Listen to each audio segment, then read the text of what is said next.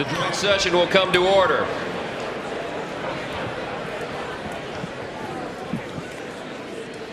The chair appoints as members of the committee on the part of the House to escort the President of the United States into the chamber the following: the gentleman from Louisiana, Mr. Scalise; the gentleman from Minnesota, Mr. Emmer; the gentlewoman from Michigan, Mrs. McClain; the gentleman from North Carolina, Mr. Hudson; the gentleman from Pennsylvania, Mr. Reschenthaler; the gentleman from Utah, Mr. Moore; the gentlewoman from Indiana, Mrs. Houchin; the gentleman from Oklahoma, Mr. Hearn; the gentleman from New York, Mr. Jeffries; the gentlewoman from Massachusetts, Ms. Clark; the gentleman from California, Mr. Aguilar; the gentleman from California, Mr. Liu; the gentleman from Colorado, Mr. Neguse; the gentlewoman from Washington, Ms. Delbene; the gentlewoman from Michigan, Mrs. Dingell.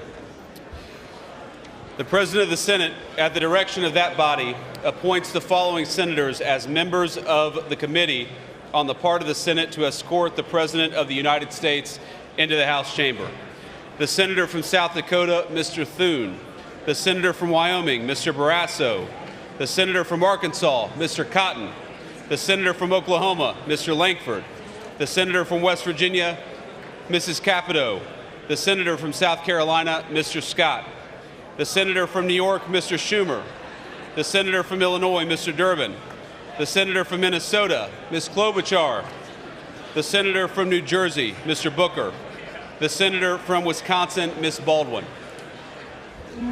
The members of the Escort Committee will exit the chamber through the lobby doors.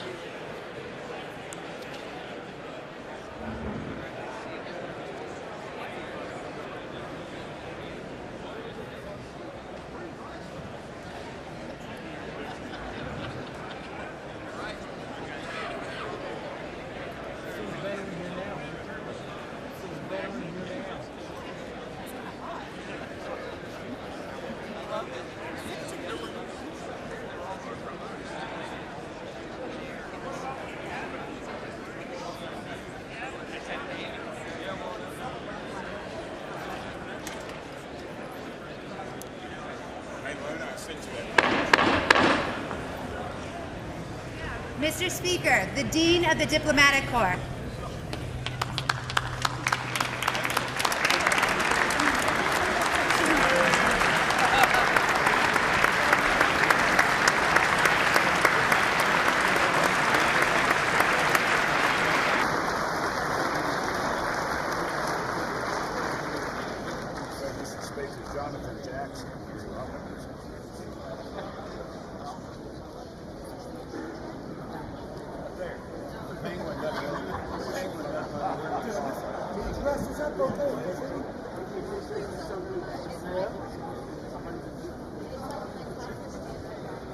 My wife loves this race. I hate it. I don't want it. She's gonna sit here on TV. I'm a blazer, man.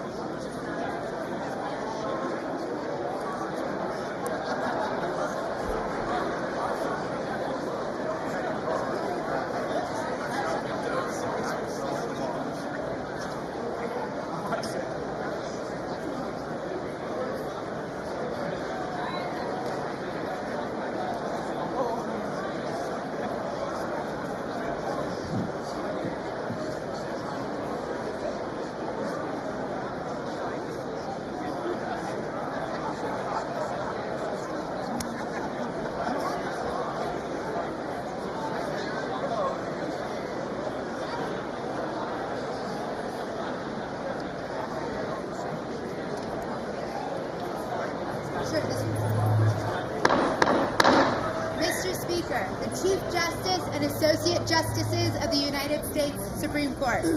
That's great.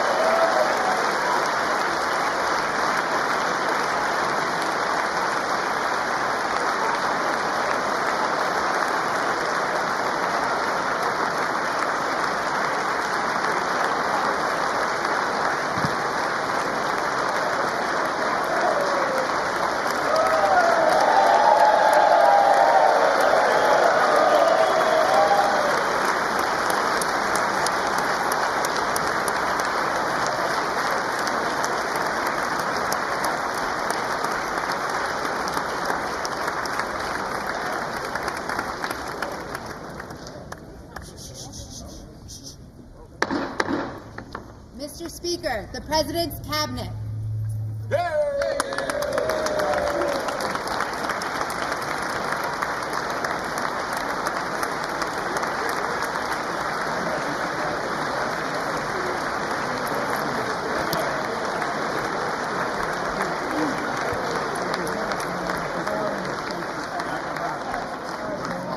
That's true. I should have done way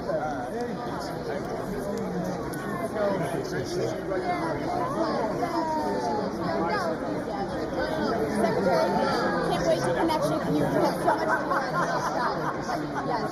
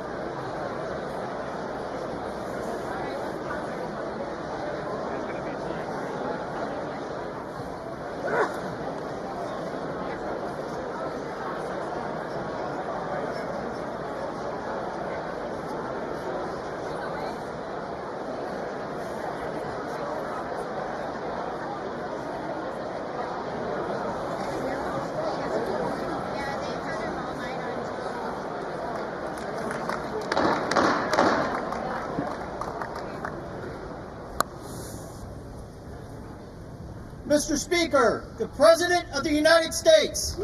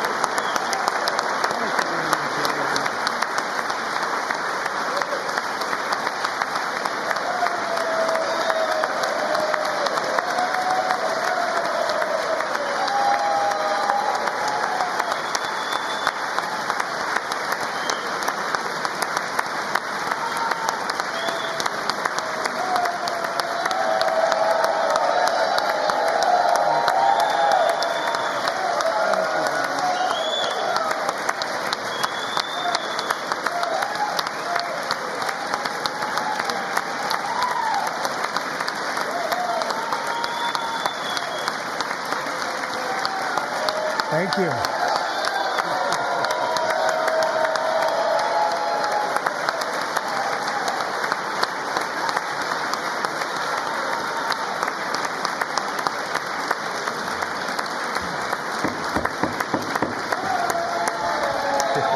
Thank you very much. Thank you very much. It's a great honor. Thank you very much. Speaker Johnson, Vice President Vance, the First Lady of the United States,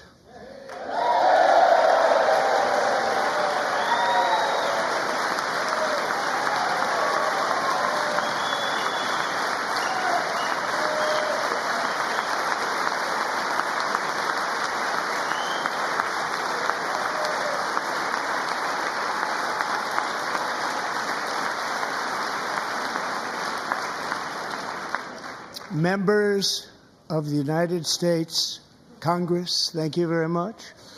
And to my fellow citizens, America is back.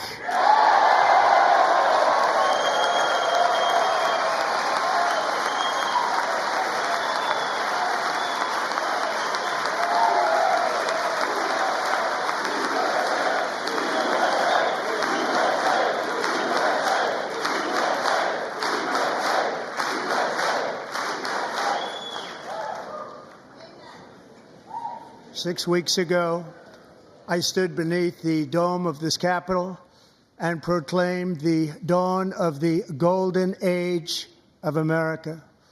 From that moment on, it has been nothing but swift and unrelenting action to usher in the greatest and most successful era in the history of our country.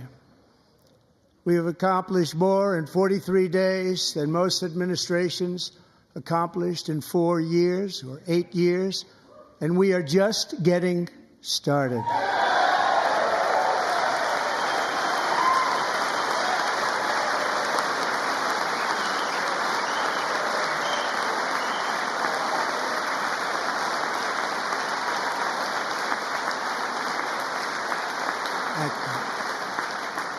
I return to this chamber tonight to report that America's momentum is back, our spirit is back, our pride is back, our confidence is back, and the American dream is surging bigger and better than ever before.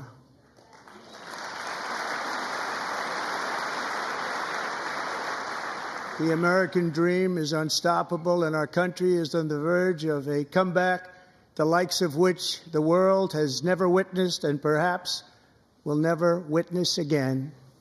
There's never been anything like it.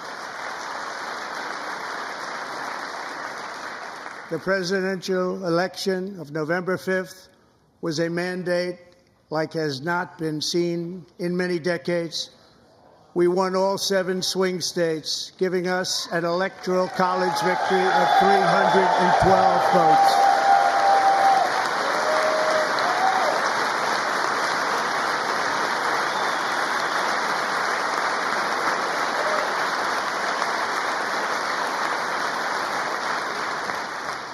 We won the popular vote by big numbers and won counties in our country.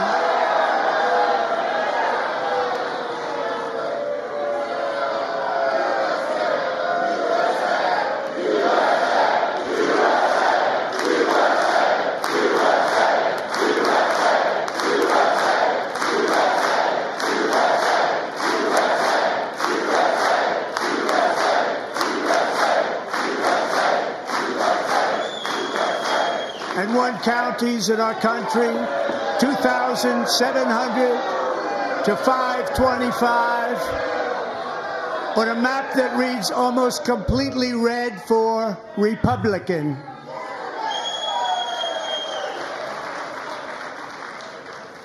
Now, for the first time in modern history, more Americans believe that our country is headed in the right direction than the wrong direction. In fact, it's an astonishing record, 27-point swing, the most ever.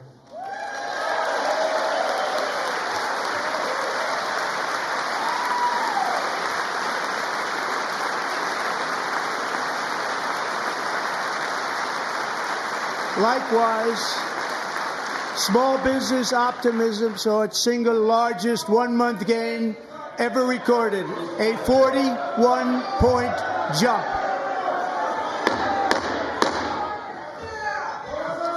Members are directed to uphold and maintain decorum in the House and to cease any further disruptions. That's your warning.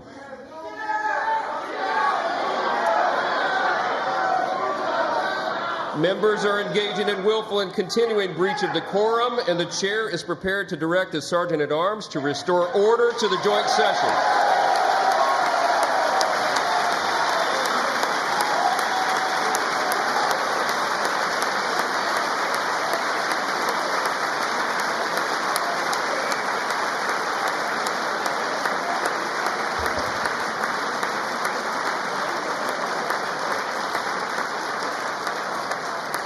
Mr. Green, take your seat.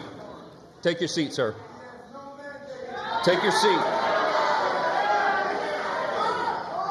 Finding that members continue to engage in willful and concerted disruption of proper decorum, the chair now directs the Sergeant-at-Arms to restore order. Remove this gentleman from the chamber.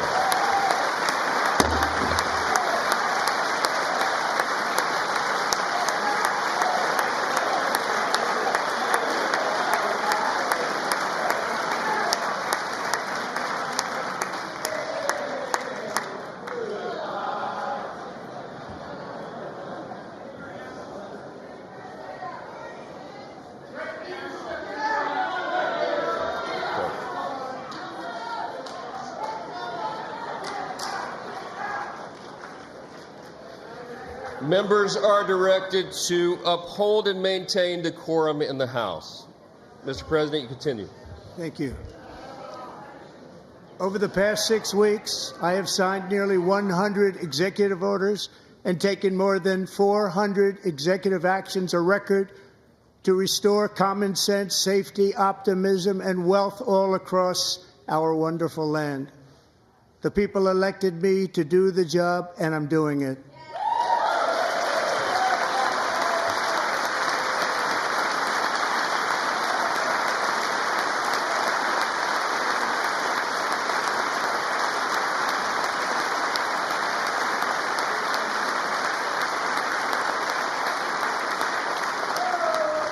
In fact, it has been stated by many that the first month of our presidency, it's our presidency, is the most successful in the history of our nation. By many.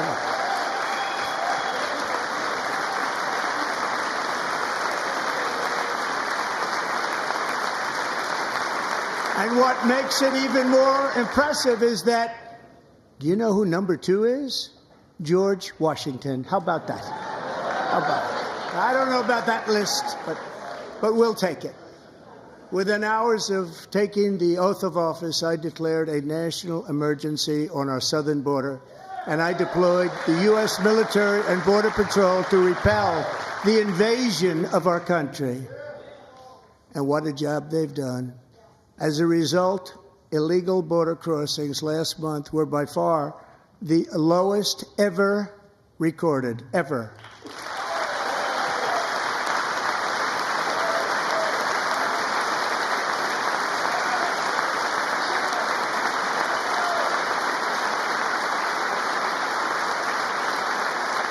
They heard my words and they chose not to come. Much easier that way. In comparison, under Joe Biden, the worst president in American history, there were hundreds of thousands of illegal crossings a month, and virtually all of them, including murderers, drug dealers, gang members, and people from mental institutions and insane asylums, were released into our country. Who would want to do that? This is my 5th such speech to Congress. And once again, I look at the Democrats in front of me, and I realize there is absolutely nothing I can say to make them happy or to make them stand or smile or applaud. Nothing I can do. I could find a cure to the most devastating disease, a disease that would wipe out entire nations, or announce the answers to the greatest economy in history or the stoppage of crime to the lowest levels ever recorded. And these people sitting right here will not clap, will not stand, and certainly will not cheer for these astronomical achievements. They won't do it, no matter what. Five times I've been up here. It's very sad, and it just shouldn't be this way.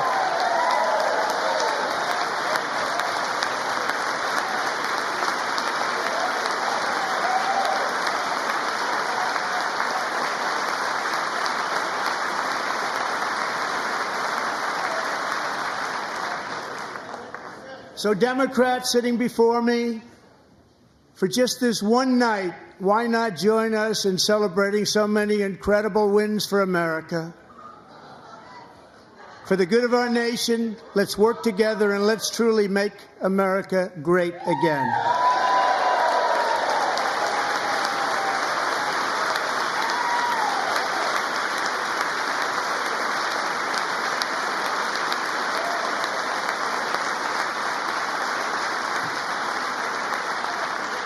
Every day, my administration is fighting to deliver the change America needs to bring a future that America deserves, and we're doing it. This is a time for big dreams and bold action. Upon taking office, I imposed an immediate freeze on all federal hiring, a freeze on all new federal regulations, and a freeze on all foreign aid.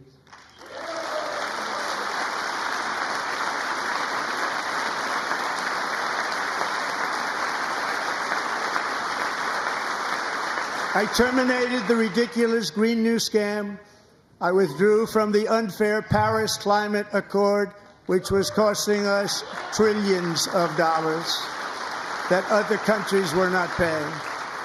I withdrew from the corrupt World Health Organization.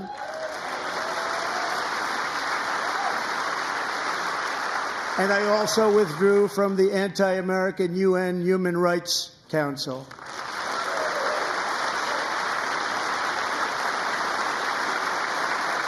We ended all of Biden's environmental restrictions that were making our country far less safe and totally unaffordable.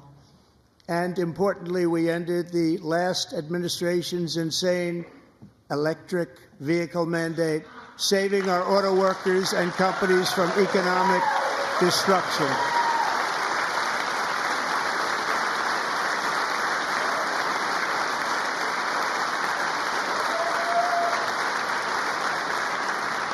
To unshackle our economy, I have directed that for every one new regulation, 10 old regulations must be eliminated, just like I did in my very successful first term.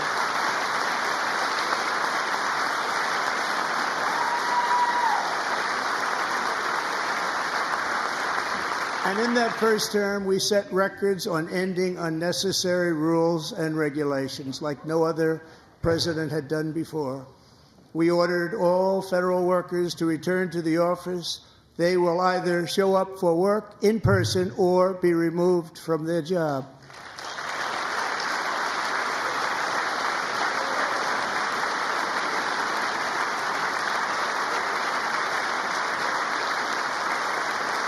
And we have ended weaponized government where, as an example, a sitting president is allowed to viciously prosecute his political opponent, like me.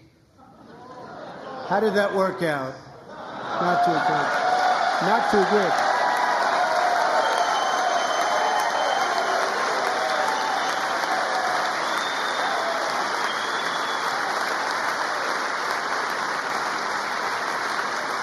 And I have stopped all government censorship and brought back free speech in America. It's back.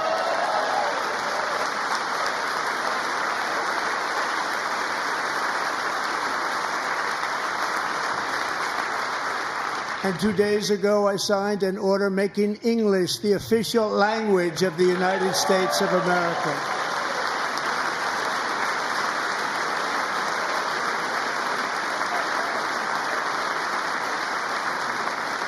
I renamed the Gulf of Mexico the Gulf of America.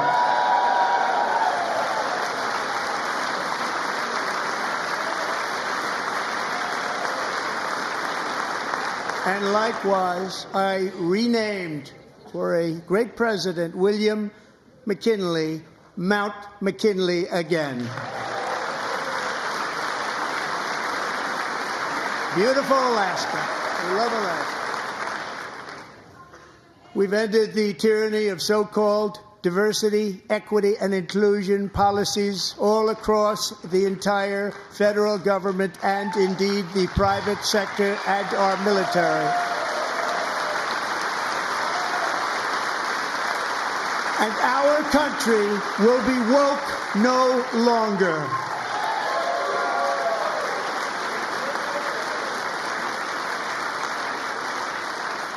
We believe that whether you are a doctor, an accountant, a lawyer, or an air traffic controller, you should be hired and promoted based on skill and competence, not race or gender.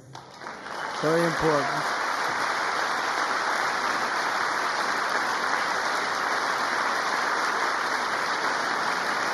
You should be hired based on merit. And the Supreme Court, in a brave and very powerful decision, has allowed us to do so. Thank you. Thank you very much. Thank you. We have removed the poison of critical race theory from our public schools, and I signed an order making it the official policy of the United States government that there are only two genders, male and female.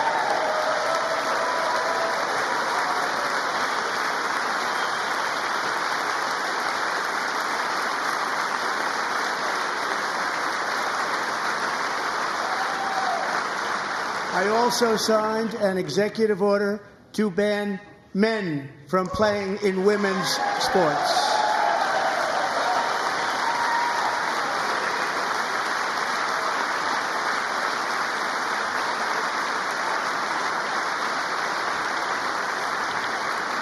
Three years ago, Peyton McNabb was an all-star high school athlete, one of the best, preparing for a future in college sports. But when her girls' volleyball match was invaded by a male, he smashed the ball so hard in Peyton's face, causing traumatic brain injury, partially paralyzing her right side, and ending her athletic career. It was a shot like she's never seen before. She's never seen anything like it. Peyton is here tonight in the gallery, and Peyton, from now on, schools will kick the men off the girls' team, or they will lose all federal funding.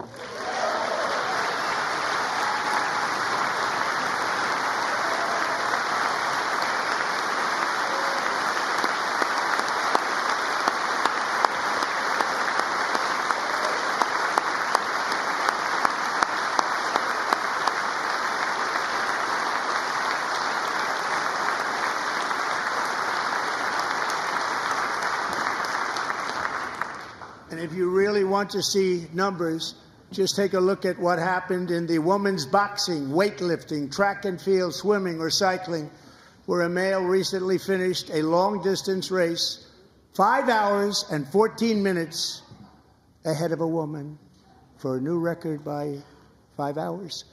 Broke the record by 5 hours. It's demeaning for women, and it's very bad for our country. We're not going to put up with it any longer.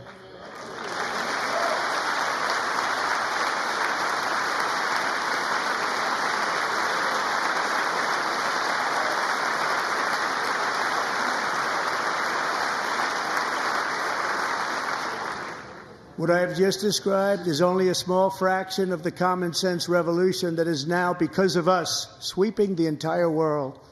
Common sense has become a common theme, and we will never go back. Never. Never going to let that happen.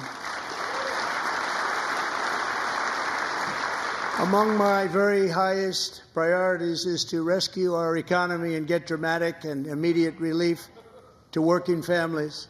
As you know, we inherited from the last administration an economic catastrophe and an inflation nightmare. Their policies drove up energy prices, pushed up grocery costs, and drove the necessities of life out of reach for millions and millions of Americans. They've never had anything like it. We suffered the worst inflation in 48 years, but perhaps even in the history of our country. They're not sure. As president, I'm fighting every day to reverse this damage and make America affordable again.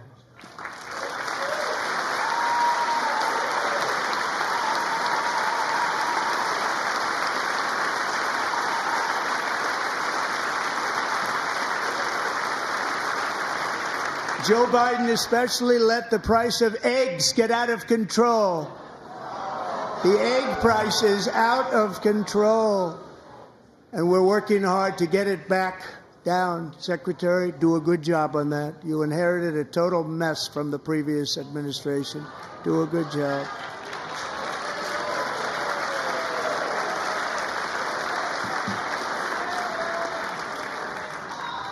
A major focus of our fight to defeat inflation is rapidly reducing the cost of energy.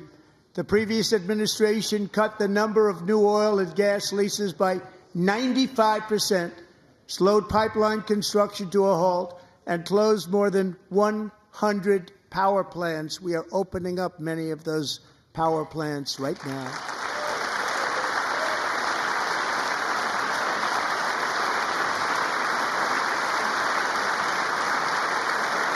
And frankly, we have never seen anything like it. That's why on my first day in office, I declared a national energy emergency. As you've heard me say many times, we have more liquid gold under our feet than any nation on earth, and by far. And now I fully authorize the most talented team ever assembled to go and get it. It's called Drill, Baby, Drill.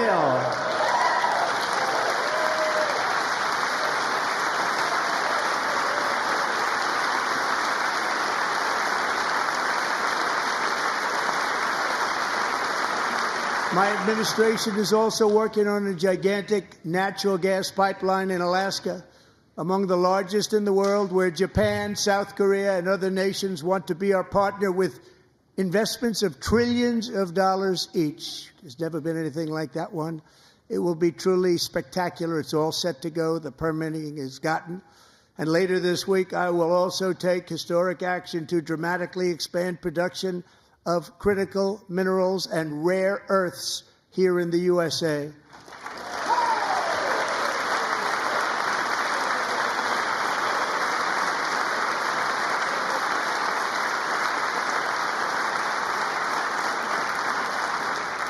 To further combat inflation, we will not only be reducing the cost of energy, but will be ending the flagrant waste of taxpayer dollars.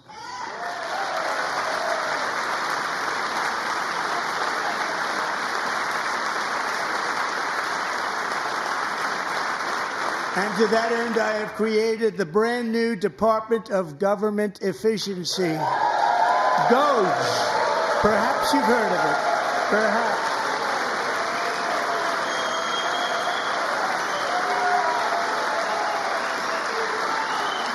Which is headed by Elon Musk, who is in the gallery tonight.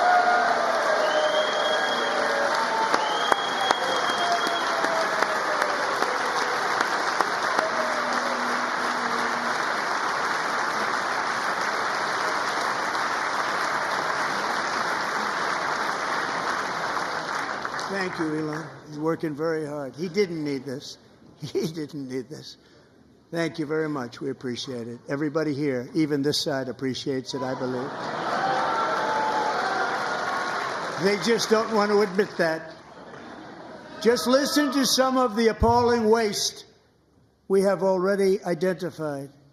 $22 billion from HHS to provide free housing and cars for illegal aliens. $45 million for diversity, equity, and inclusion scholarships in Burma. $40 million to improve the social and economic inclusion of sedentary migrants. Nobody knows what that is. $8 million to promote LGBTQI+ in the African nation of Lesotho, which nobody has ever heard of.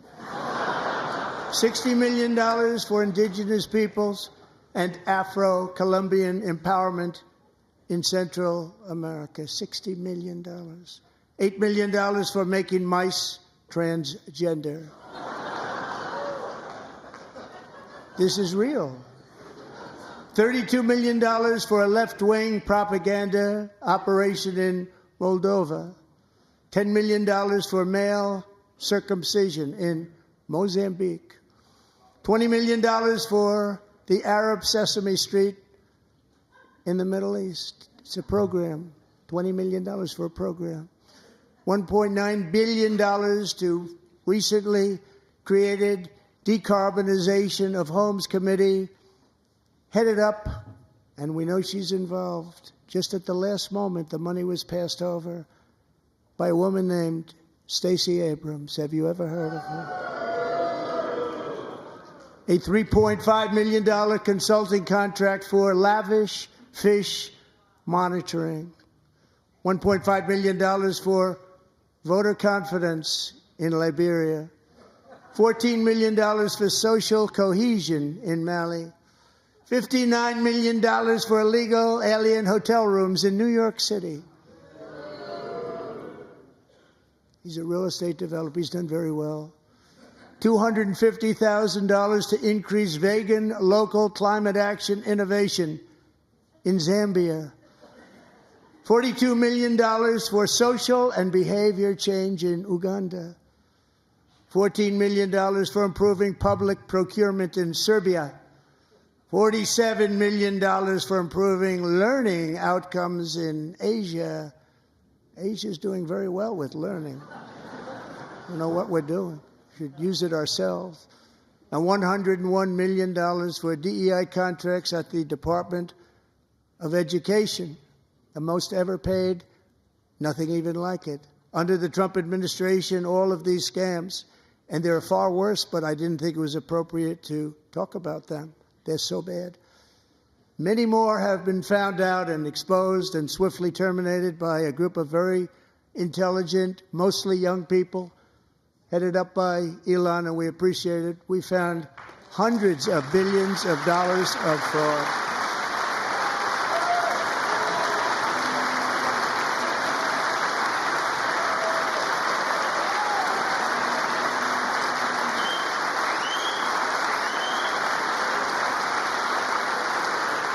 And we've taken back the money and reduced our debt to fight inflation and other things.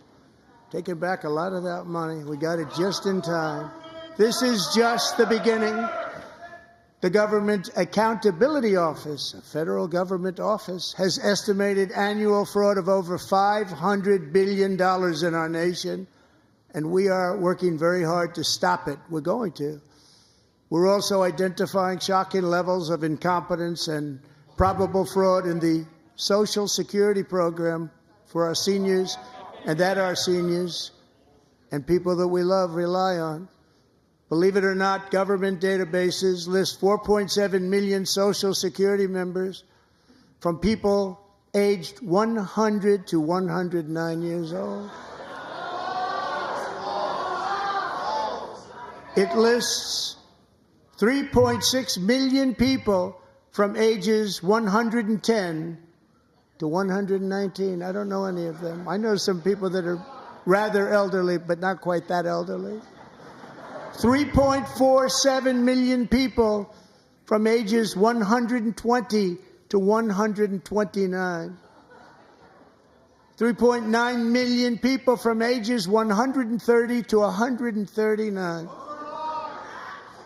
3.5 million people from ages 140 to 149. And money is being paid to many of them, and we're searching right now. In fact, Pam, good luck. Good luck. You're going to find it. But a lot of money is paid out to people because it just keeps getting paid, and nobody does, and it really hurts Social Security and hurts our country. 1.3 million people from ages 150 to 159, and over 130,000 people, according to the Social Security databases, are age over 160 years old. We have a healthier country than I thought, Bobby.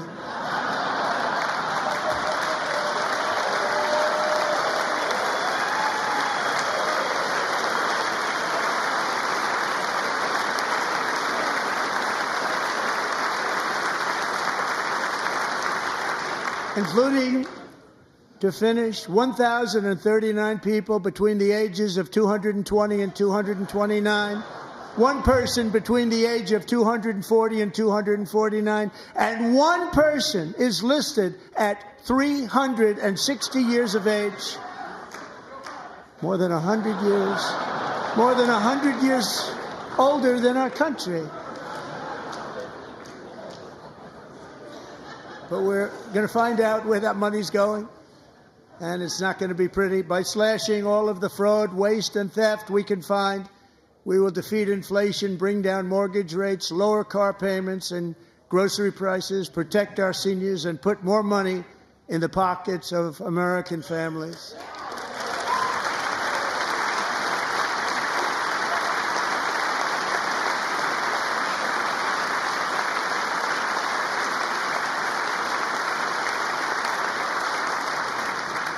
And today, interest rates took a beautiful drop, big, beautiful drop. It's about time. And in the near future, I want to do what has not been done in 24 years, balance the federal budget. We're going to balance it.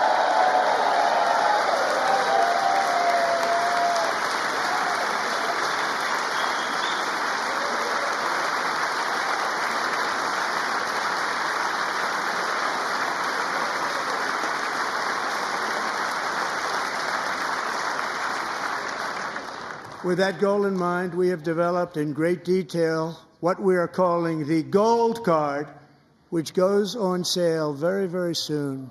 For $5 million, we will allow the most successful job-creating people from all over the world to buy a path to U.S. citizenship. It's like the green card, but better and more sophisticated.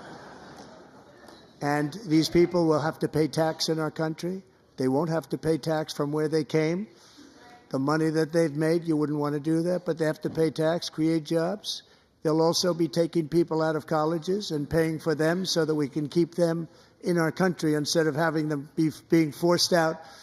Number one, at the top school, as an example, being forced out and not being allowed to stay and create tremendous numbers of jobs and great success for a company out there. So while we take out the criminals, killers, traffickers, and child predators who are allowed to enter our country under the open border policy of these people, the Democrats, the Biden administration, the open border insane policies that you've allowed to destroy our country, we will now bring in brilliant, hardworking, job-creating people. They're going to pay a lot of money, and we're going to reduce our debt with that money.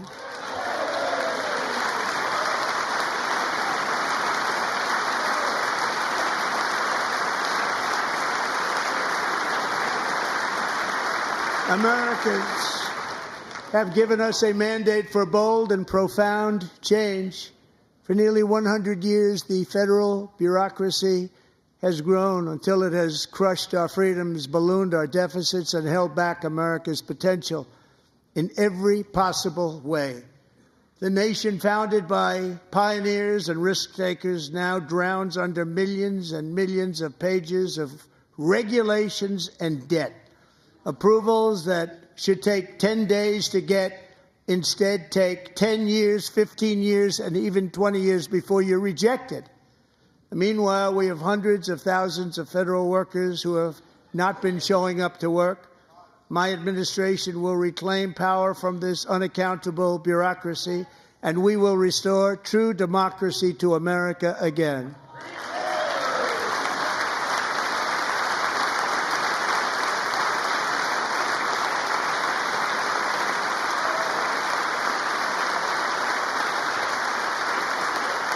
And any federal bureaucrat who resists this change will be removed from office immediately.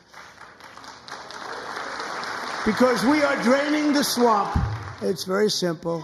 And the days of rule by unelected bureaucrats are over.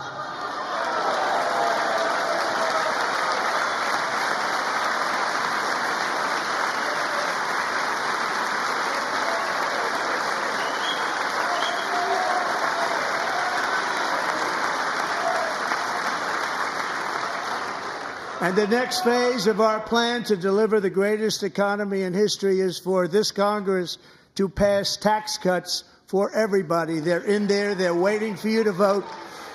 And I'm sure that the people on my right, I don't mean the Republican right, but my right here, I'm sure you're going to vote for those tax cuts, because otherwise I don't believe the people will ever vote you into office. So I'm doing you a big favor by telling you that. But I know this group is going to be voting for the tax.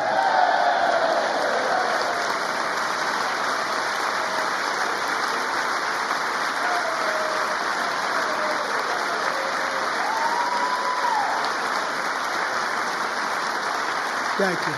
It's a very, very big part of our plan. We had tremendous success in our first term with it. A very big part of our plan. We're seeking permanent income tax cuts all across the board. And to get urgently needed relief to Americans hit especially hard by inflation, I'm calling for no tax on tips, no tax on overtime, and no tax on Social Security benefits for our great seniors.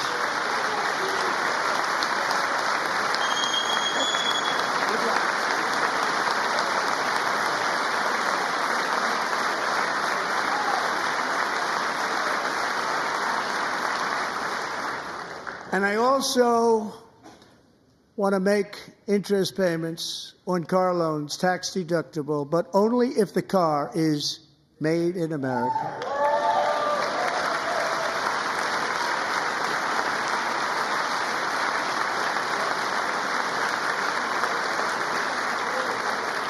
And by the way, we're going to have growth in the auto industry like nobody's ever seen. Plants are opening up all over the place. Deals are being made. Never seen. That's a combination of the election win and tariffs. It's a beautiful word, isn't it? That, along with our other policies, will allow our auto industry to absolutely boom. It's going to boom. Spoke to the majors today, all three, the top people, and they're so excited. In fact, already numerous car companies have announced that they will be building massive automobile plants in America, with Honda just announcing a new plant in Indiana, one of the largest anywhere in the world.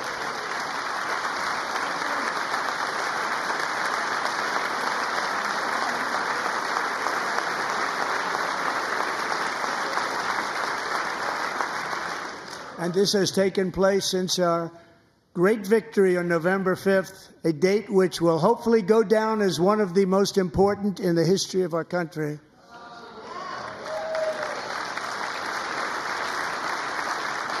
In addition, as part of our tax cuts, we want to cut taxes on domestic production and all manufacturing.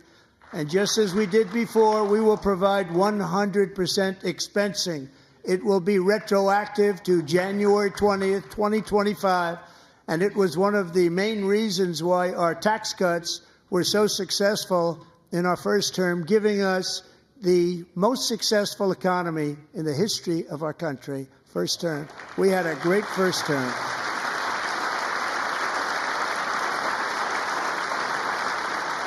If you don't make your product in America, however, under the Trump administration, you will pay a tariff, and in some cases, a rather large one. Other countries have used tariffs against us for decades, and now it's our turn to start using them against those other countries. On average, the European Union, China, Brazil, India, Mexico, and Canada, have you heard of them? And countless other nations charge us tremendously higher tariffs than we charge them. It's very unfair. India charges us auto tariffs higher than 100%. China's average tariff on our products is twice what we charge them. And South Korea's average tariff is 4 times higher. Think of that, 4 times higher. And we give so much help militarily and in so many other ways to South Korea, but that's what happens. This is happening by friend and foe. This system is not fair to the United States and never was, and so on April 2nd, I wanted to make it April 1st, but I didn't want to be accused of April Fool's Day. That's not, just one day cost us a lot of money. But we're going to do it in April. I'm a very superstitious person. April 2nd, reciprocal tariffs kick in. And whatever they tariff us, other countries, we will tariff them. That's reciprocal, back and forth. Whatever they tax us, we will tax them. If they do non-monetary tariffs to keep us out of their market, then we will do non-monetary barriers to keep them out of our market. There's a lot of that, too. They don't even allow us in their market. We will take in trillions and trillions of dollars and create jobs like we have never seen before. I did it with China, and I did it with others, and the Biden administration couldn't do anything about it because there was so much money they couldn't do anything about it. We have been ripped off for decades by nearly every country on earth, and we will not let that happen any longer.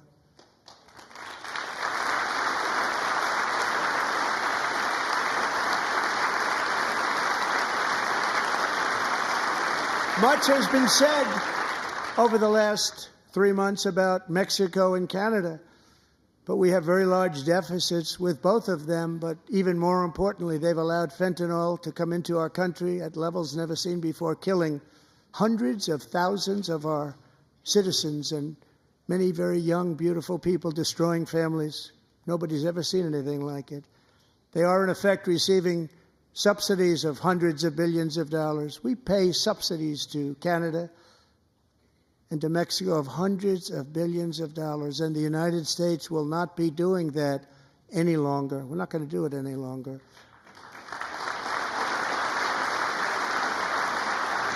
Thanks to our America First policies we're putting into place, we have had $1.7 trillion of new investment in America in just the past few weeks. The combination of the election and our economic policies that people of SoftBank, one of the most brilliant anywhere in the world, announced a $200 billion investment. OpenAI and Oracle, Larry Ellison, announced $500 billion investment, which they wouldn't have done if Kamala had won. Apple announced $500 billion investment. Tim Cook called me. He said, I cannot spend it fast enough. It's going to be much higher than that, I believe. They'll be building their plants here instead of in China.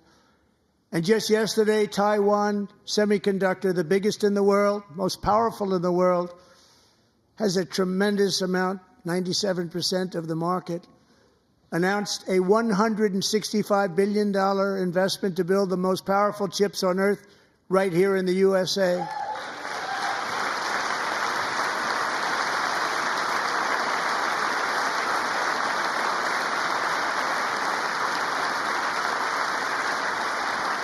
And we're not giving them any money. Your CHIPS Act is a horrible, horrible thing. We give hundreds of billions of dollars, and it doesn't mean a thing. They take our money and they don't spend it.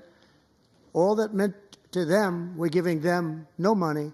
All that was important to them was they didn't want to pay the tariffs, so they came and they're building, and many other companies are coming. We don't have to give them money. We just want to protect our businesses and our people.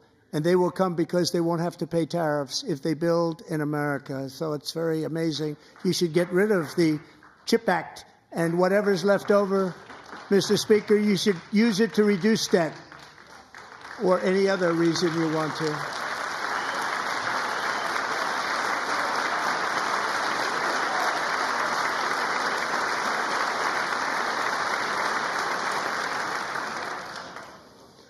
Our new trade policy will also be great for the American farmer. I love the farmer, who will now be selling into our home market, the USA, because nobody is going to be able to compete with you. because there's goods that come in from other countries and companies. They're really in a bad position in so many different ways. They're uninspected. They may be very dirty and disgusting, and they come in and they pour in, and they hurt our American farmers. The tariffs will go on agricultural product coming into America, and our farmers, starting on April 2nd, it may be a little bit of an adjustment period. We had that before when I made the deal with China, $50 billion of purchases, and I said, just bear with me, and they did. They did. Probably have to bear with me again, and this will be even better. That was great. The problem with it was that Biden didn't enforce it. He didn't enforce it. $50 billion of purchases, and we were doing great, but Biden did not enforce it, and it hurt our farmers. But our farmers are going to have a field day right now. So to our farmers, have a lot of fun. I love you too. I love you too. It's all going to happen.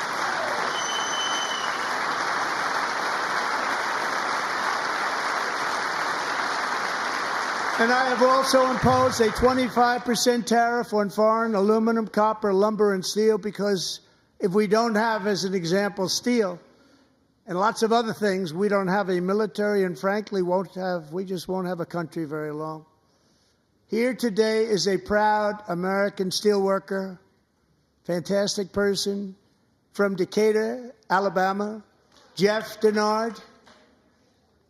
Has been working at the same steel plant for 27 years in a job that has allowed him to serve as the captain of his local volunteer fire department, raise 7 children with his beautiful wife, Nicole, and over the years provide a loving home for more than 40 foster children. So great, Jeff.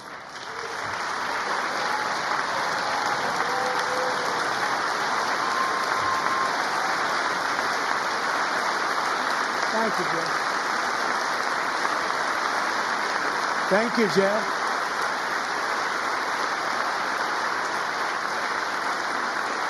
Stories like Jeff's remind us that tariffs are not just about protecting American jobs.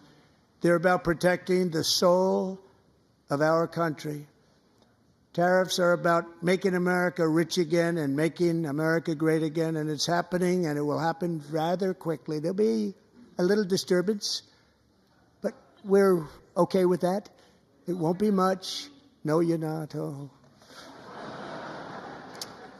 And look where Biden took us. Very low, the lowest we've ever been. Jeff, I want to thank you very much. And I also want to recognize another person who has devoted herself to foster care community. She worked so hard on it. A very loving person, our magnificent First Lady of the United States.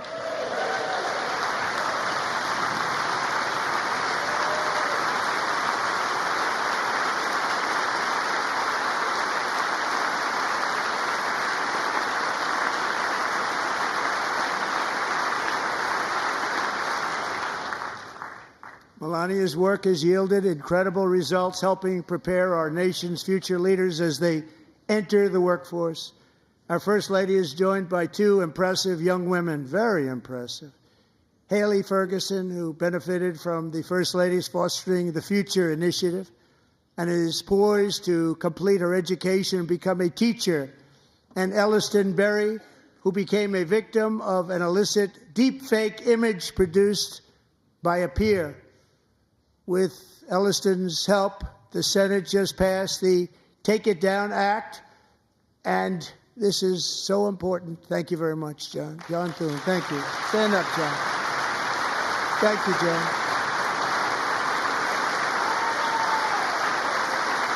Thank you all very much.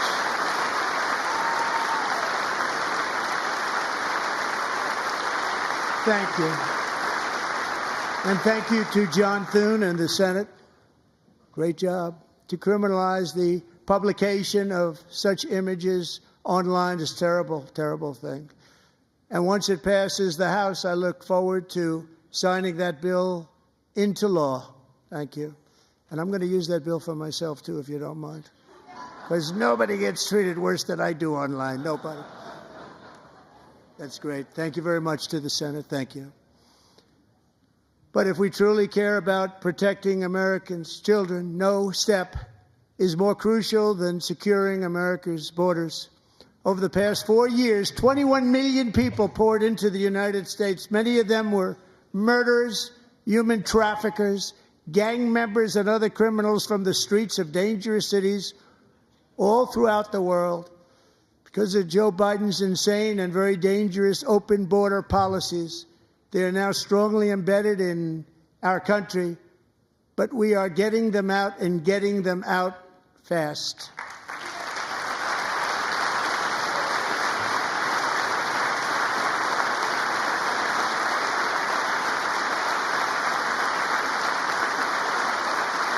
And I want to thank Tom Homan and Christy. I want to thank you and Paul of Border Patrol. I want to thank you. What a job they've all done. Everybody, Border Patrol, ICE, law enforcement in general is incredible. We have to take care of our law enforcement. Have to.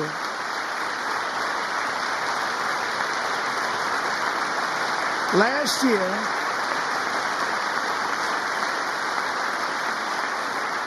a brilliant 22-year-old nursing student named Laken Riley, the best in her class, admired by everybody, went out for a jog on the campus of the University of Georgia.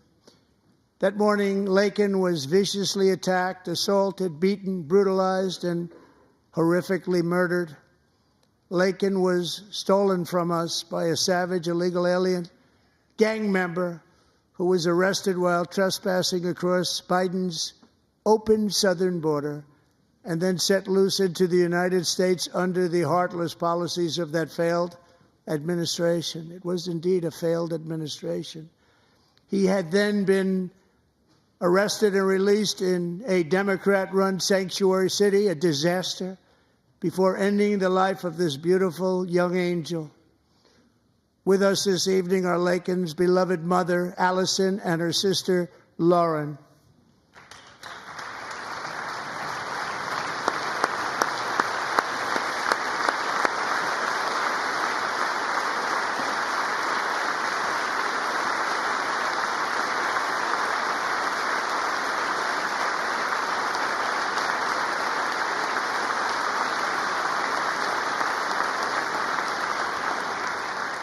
Last year, I told Laken's grieving parents that we would ensure their daughter would not have died in vain.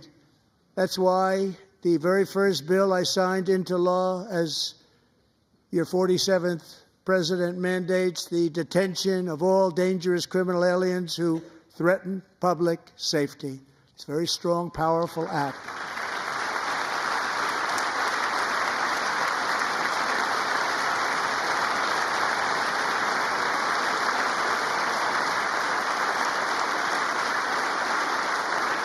It's called the Laken-Riley Act. So Allison and Lauren, America will never, ever forget our beautiful Laken Hope Riley.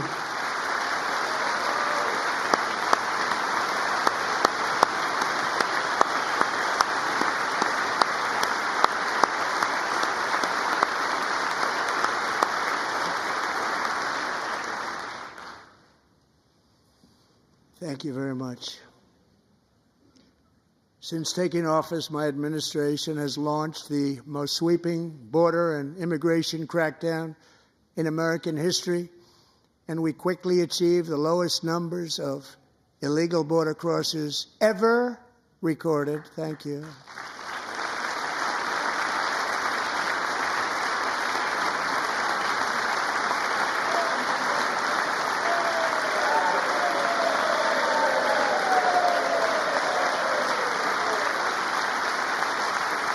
The media and our friends in the Democrat Party kept saying we needed new legislation. We must have legislation to secure the border. But it turned out that all we really needed was a new president.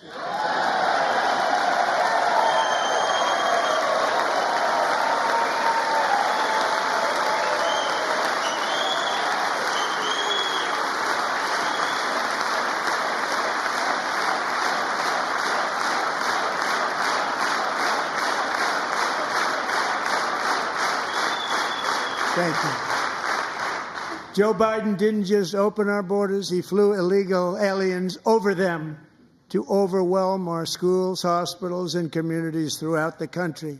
Entire towns like Aurora, Colorado, and Springfield, Ohio, buckled under the weight of the migrant occupation and corruption like nobody's ever seen before. Beautiful towns destroyed. Now, just as I promised in my inaugural address, we are achieving the great liberation of America.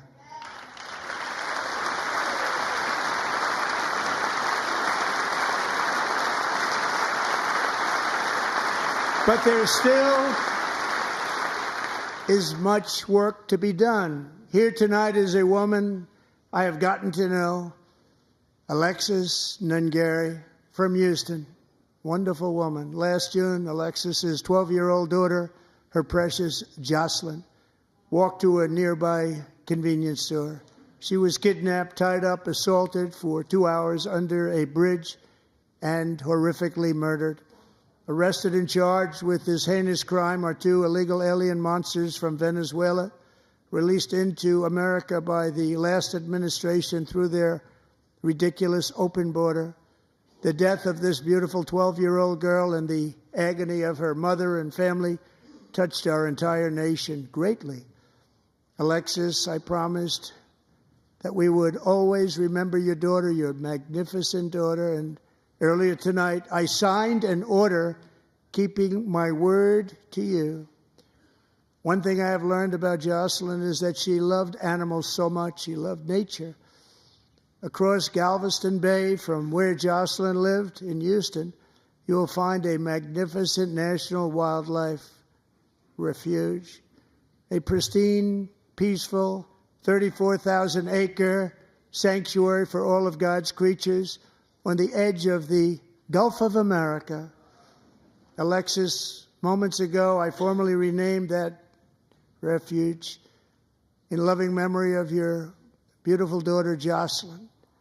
So, Mr. Vice President, if you would, may I have the order?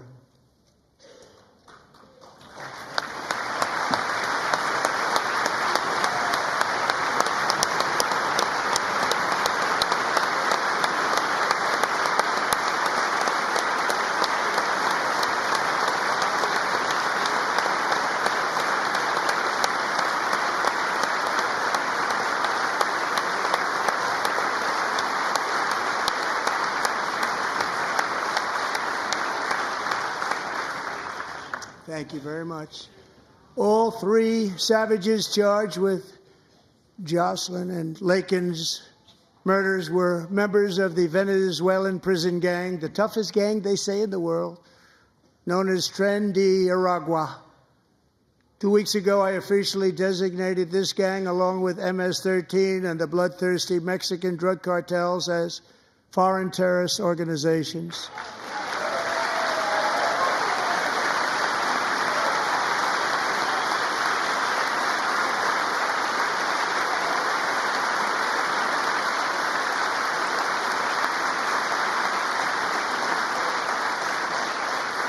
They are now officially in the same category as ISIS, and that's not good for them.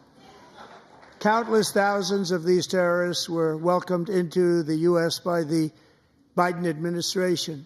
But now every last one will be rounded up and forcibly removed from our country, or, if they're too dangerous, put in jails, standing trial in this country, because we don't want them to come back ever.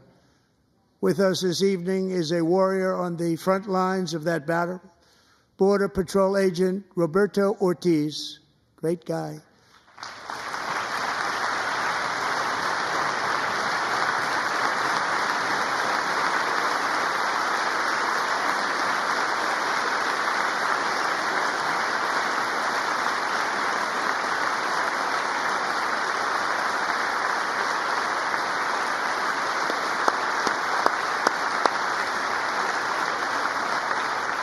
In January, Roberto and another agent were patrolling by the Rio Grande near an area known as Cartel Island. Doesn't sound too nice to me.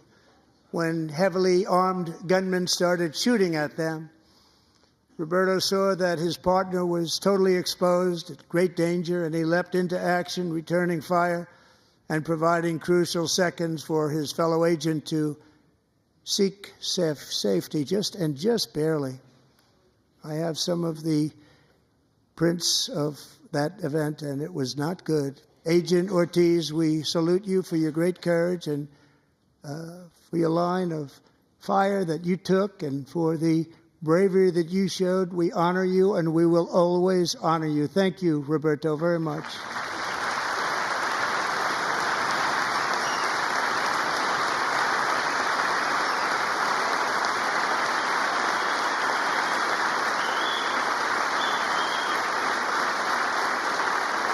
Thank you, Roberto. And I actually got to know him on my many calls to the border. He's a great gentleman. The territory to the immediate south of our border is now dominated entirely by criminal cartels that murder, rape, torture, and exercise total control. They have total control over a whole nation, posing a grave threat to our national security. The cartels are waging war in America, and it's time for America to wage war on the cartels, which we are doing.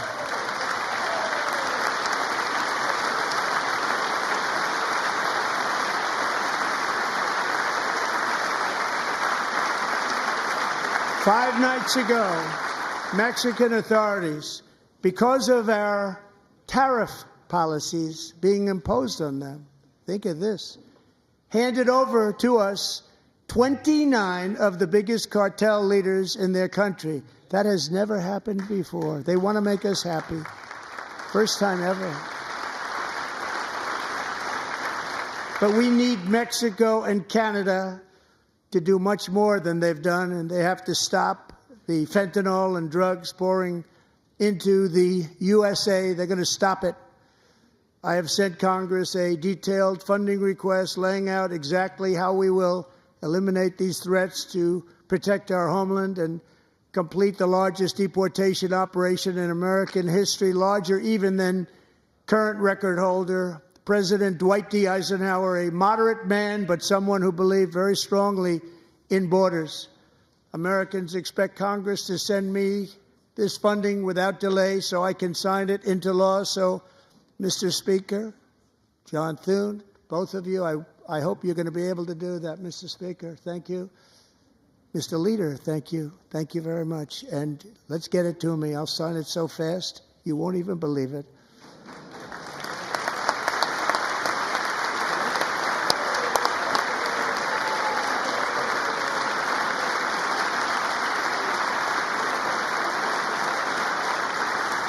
And as we reclaim our sovereignty, we must also bring back law and order to our cities and towns.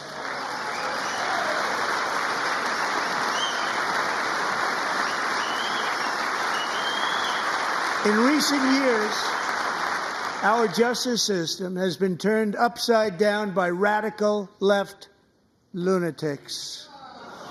Many jurisdictions virtually ceased enforcing the law against dangerous repeat offenders while weaponizing law enforcement against political opponents like me. My administration has acted swiftly and decisively to restore fair, equal, and impartial justice under the constitutional rule of law, starting at the FBI and the DOJ. Pam, good luck. Cash, wherever you may be, good luck. Good luck. Pam Bondi. Good luck. So important. Going to do a great job. Cash, thank you.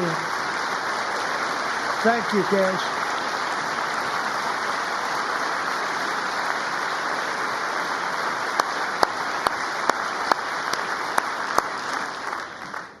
They've already started very strong. They're going to do a fantastic job. You're going to be very proud of them. We're also once again giving our police officers the support, protection, and respect they so dearly deserve. They have to get it. They have such a hard, dangerous job, but we're going to make it less dangerous. The problem is the bad guys don't respect the law, but they're starting to respect it, and they soon will respect it. This also includes our great fire departments throughout the country. Our firemen and women are unbelievable people, and we'll never forget them. And besides that, they voted for me in record numbers, so I have no choice.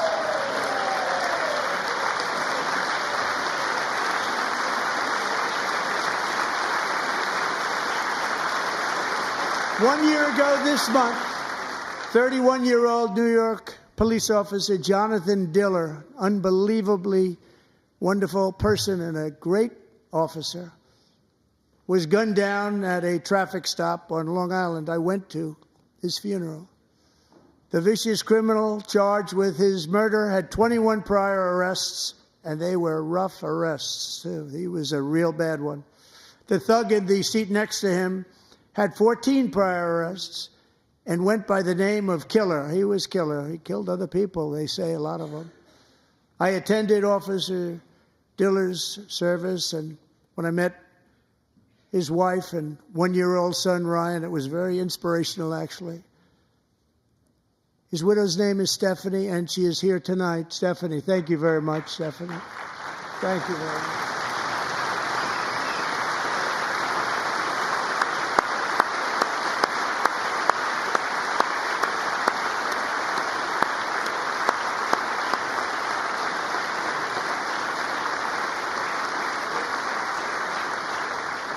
Stephanie, we're going to make sure that Ryan knows his dad was a true hero, New York's finest, and we're going to get these cold-blooded killers and repeat offenders off our streets, and we're going to do it fast.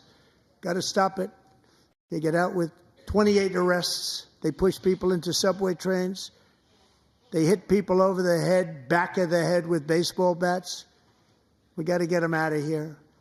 I've already signed an executive order requiring a mandatory death penalty for anyone who murders a police officer, and tonight I'm asking Congress to pass that policy into permanent law.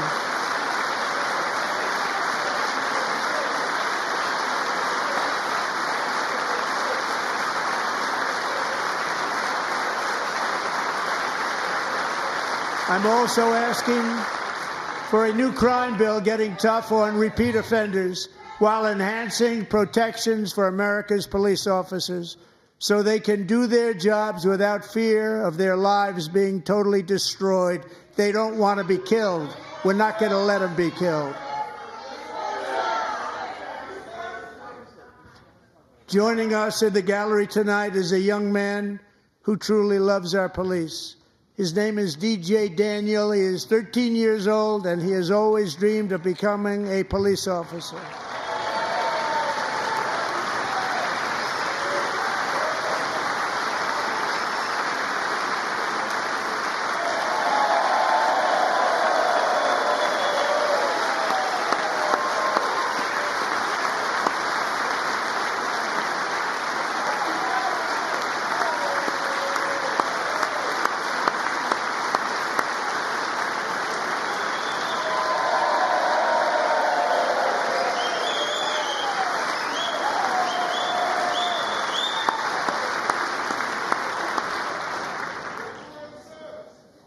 But in 2018, DJ was diagnosed with brain cancer.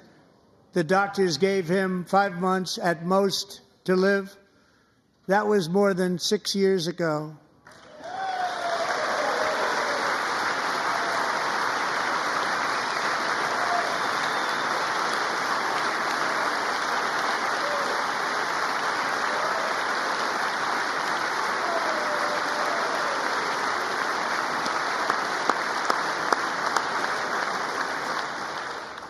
Since that time, DJ and his dad have been on a quest to make his dream come true, and DJ has been sworn in as an honorary law enforcement officer, actually a number of times. The police love him, the police departments love him.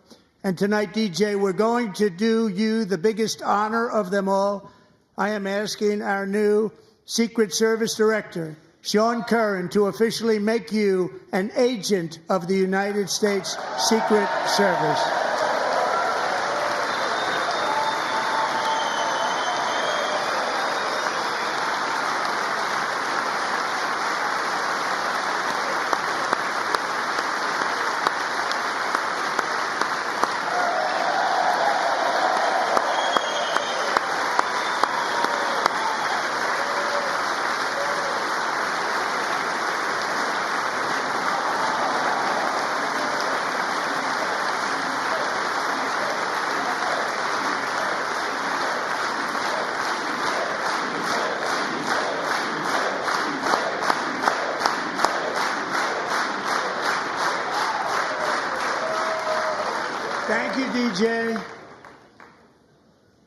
DJ's doctors believe his cancer likely came from a chemical he was exposed to when he was younger. Since 1975, rates of child cancer have increased by more than 40%. Reversing this trend is one of the top priorities for our new presidential commission to make America healthy again, chaired by our new Secretary of Health and Human Services, Robert F. Kennedy, Jr.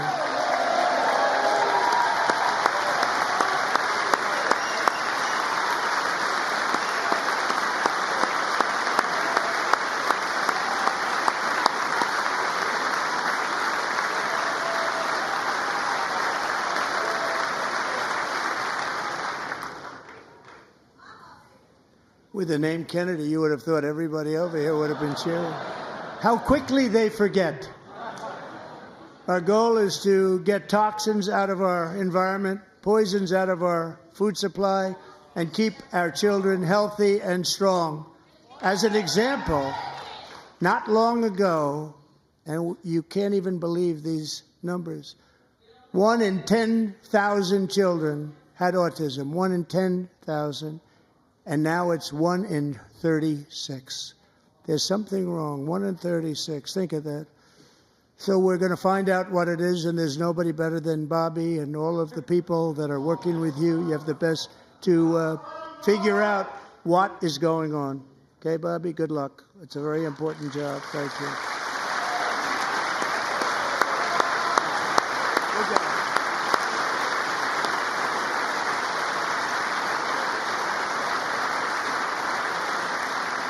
Thank you. My administration is also working to protect our children from toxic ideologies in our schools.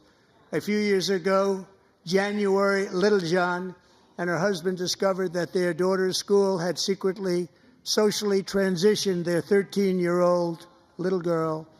Teachers and administrators conspired to deceive January and her husband while encouraging her daughter to use a new name and pronouns.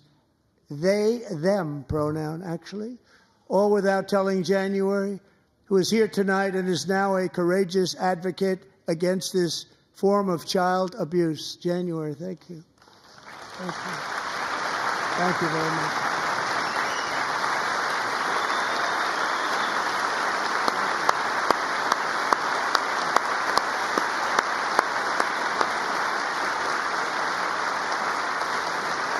Thank you.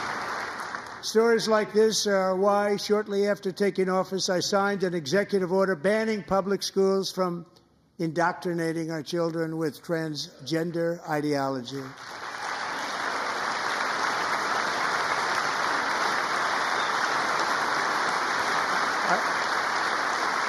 I also signed an order to cut off all taxpayer funding to any institution that engages in the sexual mutilation of our youth.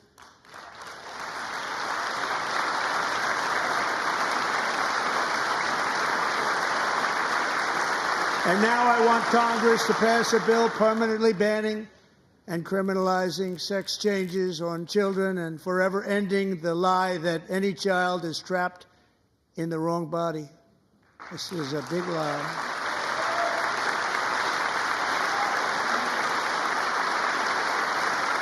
And our message to every child in America is that you are perfect exactly the way God made you.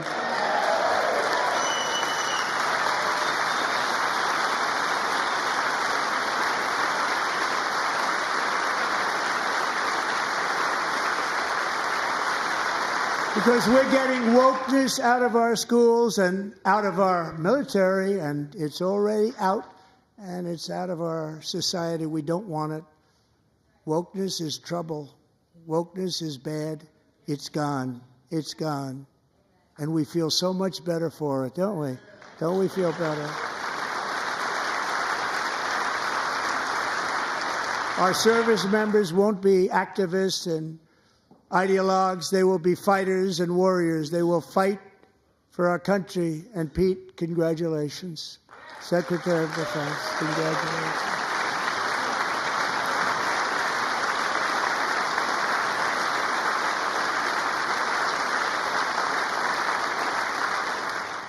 And he's not big into the woke movement, I can tell you. I know him well. I am pleased to report that in January, the U.S. Army had its single best recruiting month in 15 years, and that all armed services are having among the best recruiting results ever in the history of our services. What a difference.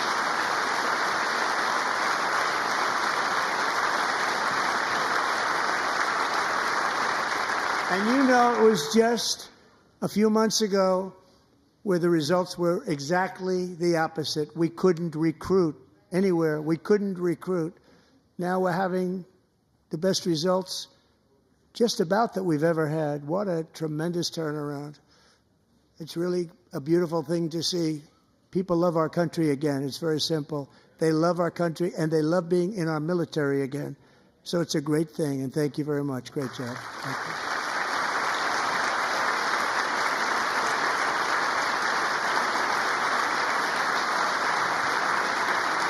We're joined tonight by a young man, Jason Hartley, who knows the weight of that call of duty.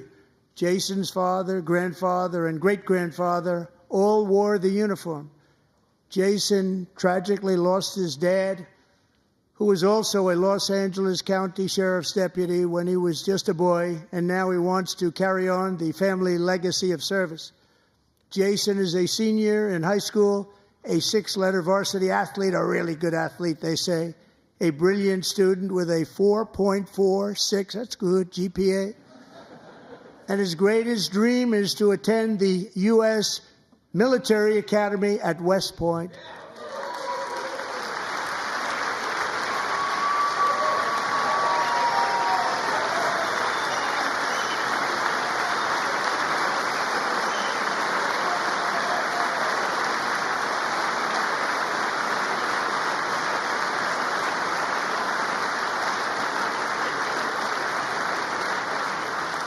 And Jason, that's a very big deal getting in. That's a hard one to get into. But I'm pleased to inform you that your application has been accepted. You will soon be joining the Corps of Cadets.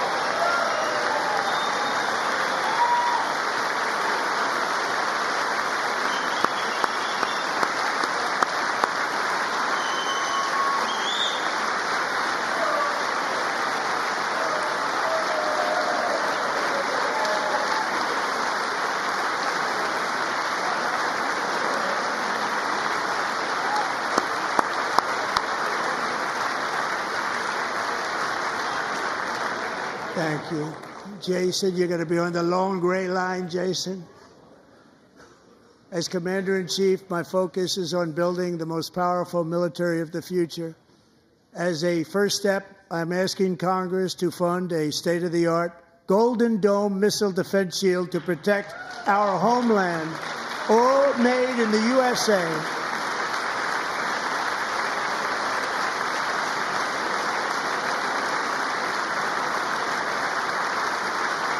And Ronald Reagan wanted to do it long ago, but the technology just wasn't there, not even close. But now we have the technology. It's incredible, actually.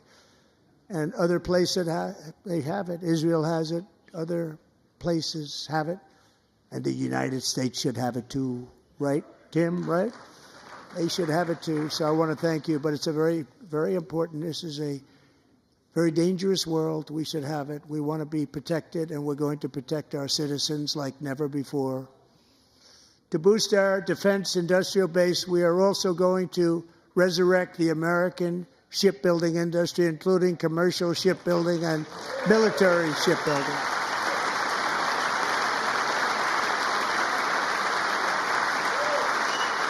And for that purpose, I am announcing tonight that we will create a new Office of Shipbuilding in the White House and offer special tax incentives to bring this industry home to America where it belongs. We used to make so many ships.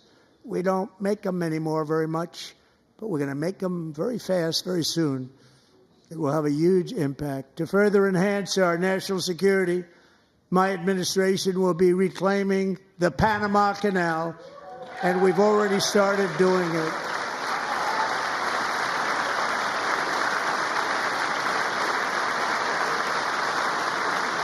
Just today, a large American company announced they are buying both ports around the Panama Canal and lots of other things having to do with the Panama Canal and a couple of other canals. The Panama Canal was built by Americans for Americans, not for others, but others could use it. But it was built at tremendous cost of American blood and treasure. 38,000 workers died building the Panama Canal. They died of malaria. They died of snake bites and mosquitoes. Not a nice place to work. They paid them very highly to go there, knowing there was a 25% chance that they would die. The most expensive project also that was ever built in our country's history, if you bring it up to modern day costs. It was given away by the Carter administration for $1, but that agreement has been violated very severely. We didn't give it to China. We gave it to Panama, and we're taking it back.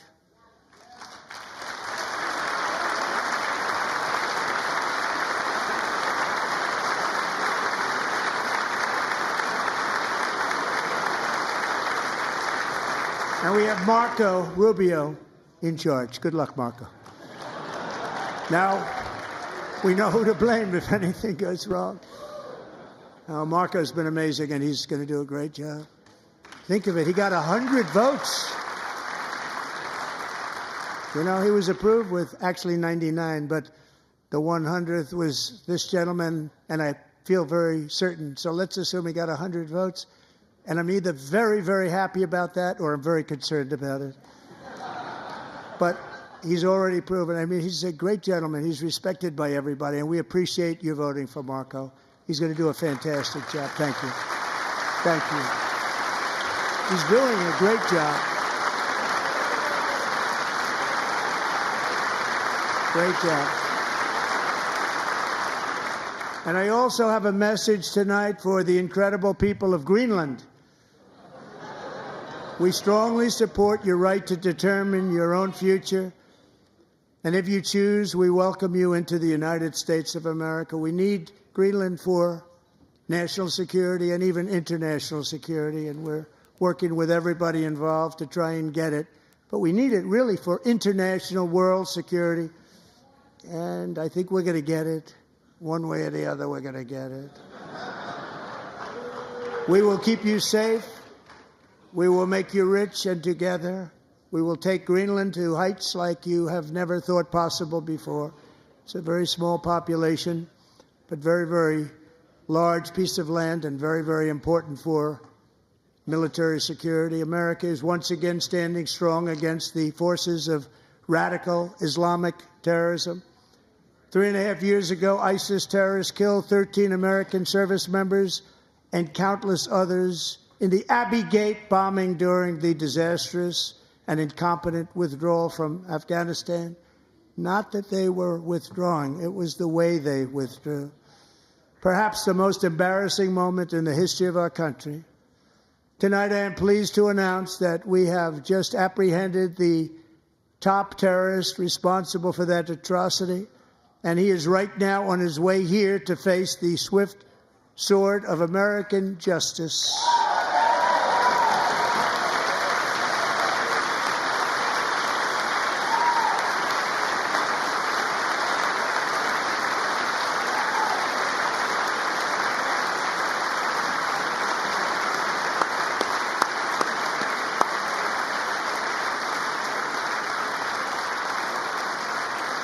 And I want to thank especially the government of Pakistan for helping arrest this monster. This was a very momentous day for those 13 families who I actually got to know very well, most of them, whose children were murdered, and the many people that were so badly, over 42 people, so badly injured on that fateful day in Afghanistan. What a horrible day. Such incompetence was shown. That when Putin saw what happened, I guess he said, wow, maybe this is my chance. That's how bad it was. Should have never happened. Grossly incompetent people. I spoke to many of the parents and loved ones, and they're all in our hearts tonight.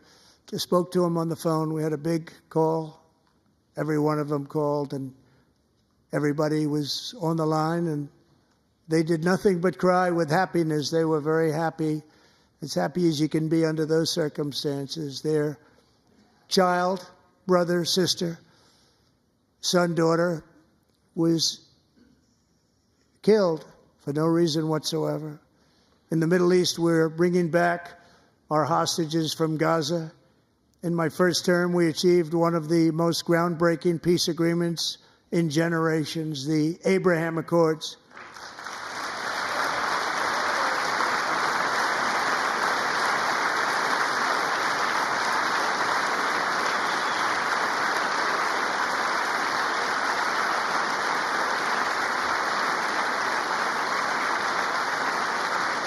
And now we're going to build on that foundation to create a more peaceful and prosperous future for the entire region. A lot of things are happening in the Middle East. People have been talking about that so much lately with everything going on with Ukraine and Russia. But a lot of things are happening in the Middle East. It's a rough neighborhood, actually. I'm also working tirelessly to end the savage conflict in Ukraine. Millions of Ukrainians and Russians have been needlessly killed or wounded in this horrific and brutal conflict with no end in sight. The United States has sent hundreds of billions of dollars to support Ukraine's defense with no security, with no anything.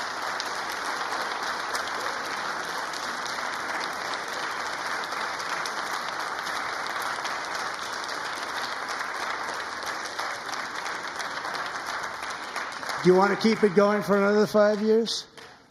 Yeah, you would say Pocahontas says yes.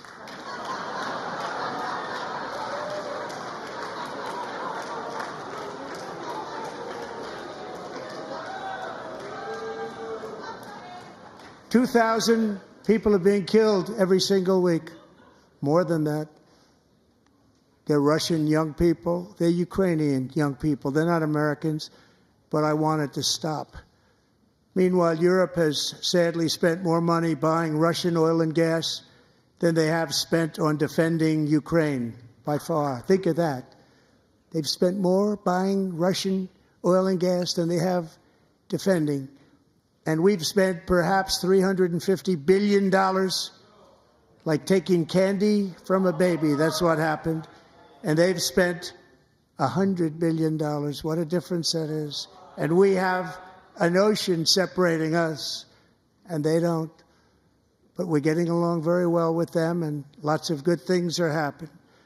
Biden has authorized more money in this fight than Europe has spent, by billions and billions of dollars. It's hard to believe that they wouldn't have stopped it and said at some point, come on, let's equalize. You got to be equal to us. But that didn't happen. Earlier today, I received an important letter from President Zelensky of Ukraine. The letter reads, Ukraine is ready to come to the negotiating table as soon as possible to bring lasting peace closer. Nobody wants peace more than the Ukrainians, he said. My team and I stand ready to work under President Trump's strong leadership to get a peace that lasts. We do really value how much America has done to help Ukraine maintain its sovereignty and independence. Regarding the agreement on minerals and security, Ukraine is ready to sign it at any time that is convenient for you. I appreciate that he sent this letter, just got it a little while ago. Simultaneously, we've had serious discussions with Russia and have received strong signals that they are ready for peace. Wouldn't that be beautiful? Wouldn't that be beautiful?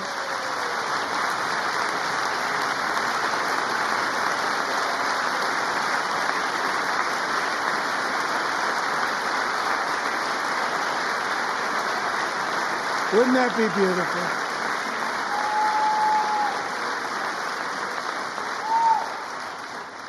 It's time to stop this madness. It's time to halt the killing. It's time to end this senseless war.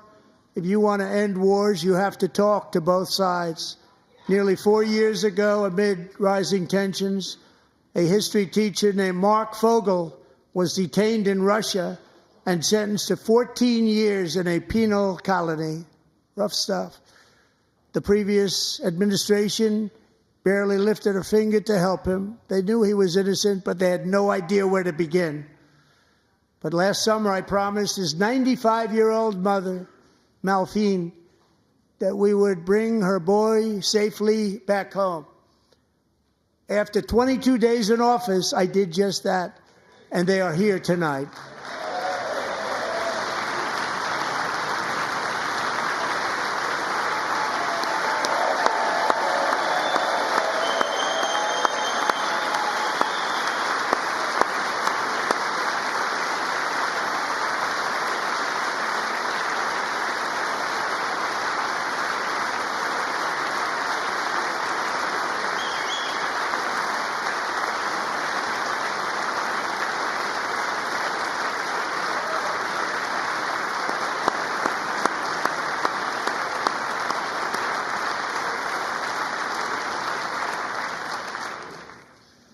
To Mark and his great mom, we are delighted to have you safe and sound and with us.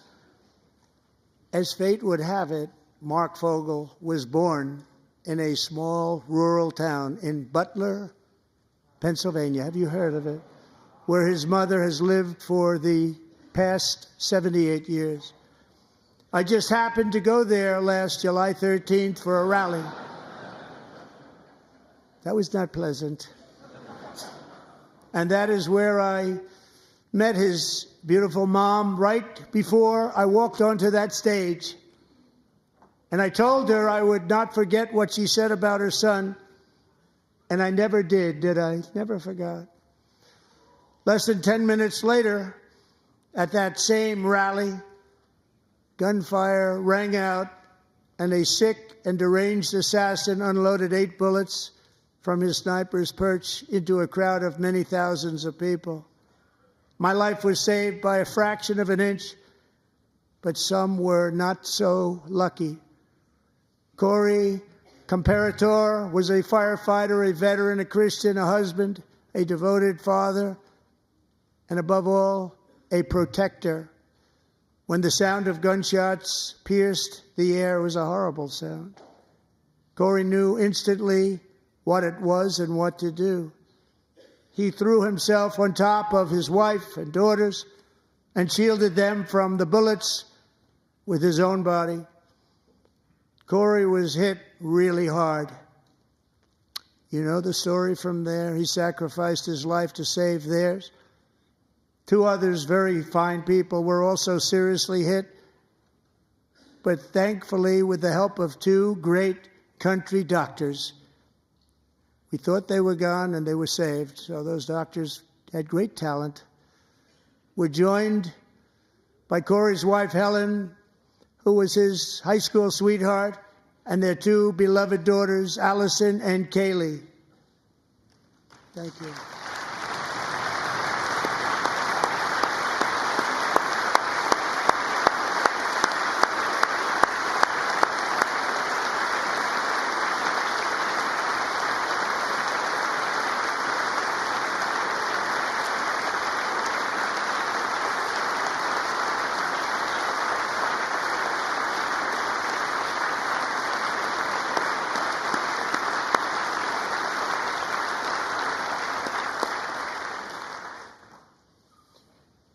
To Helen, Allison, and Kaylee, Corey is looking down on his 3 beautiful ladies right now, and he is cheering you on. He loves you.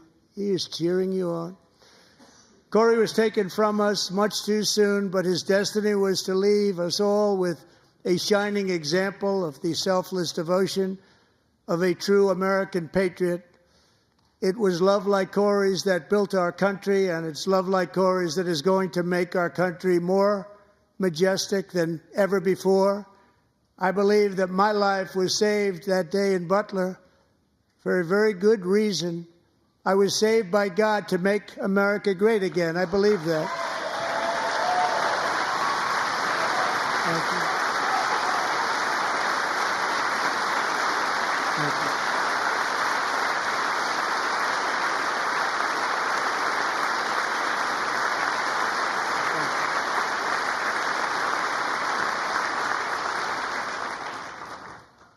Thank Thank you very much. From the patriots of Lexington and Concord to the heroes of Gettysburg and Normandy, from the warriors who crossed the Delaware to the trailblazers who climbed the Rockies, and from the legends who soared at Kitty Hawk to the astronauts who touched the moon, Americans have always been the people who defied all odds, transcended all dangers, made the most extraordinary sacrifices, and did whatever it took to defend our children, our country, and our freedom.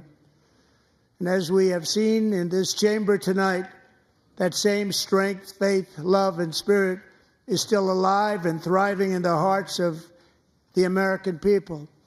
Despite the best efforts of those who would try to censor us, silence us, break us, destroy us, Americans are today a proud, free, sovereign, and independent nation that will always be free, and we will fight for it till death. We will never let anything happen to our beloved country, because we are a country of doers, dreamers, fighters, and survivors. Our ancestors crossed a vast ocean, strode into the unknown wilderness, and carved their fortunes from the rock and soil of a perilous and very dangerous frontier.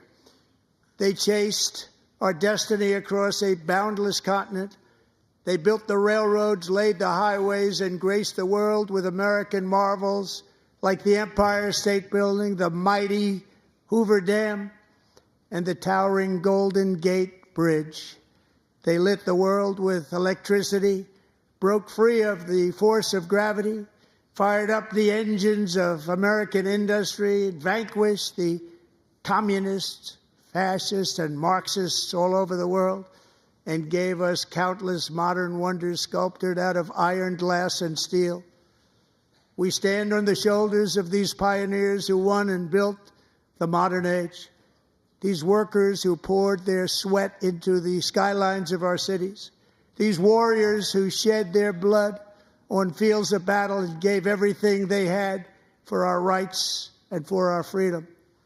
Now it is our time to take up the righteous cause of American liberty. And it is our turn to take America's destiny into our own hands and begin the most thrilling days in the history of our country. This will be our greatest era.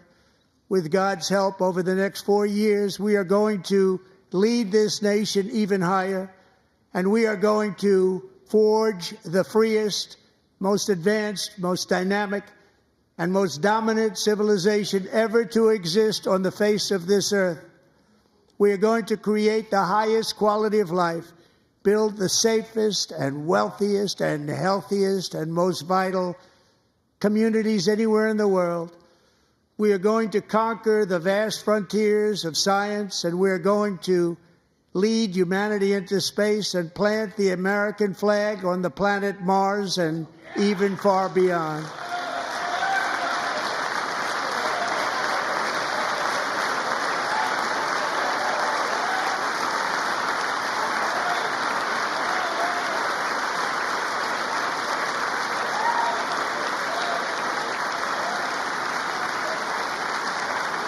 And through it all, we are going to rediscover the unstoppable power of the American spirit.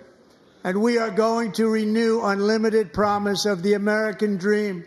Every single day, we will stand up and we will fight, fight, fight for the country our citizens believe in and for the country our people deserve.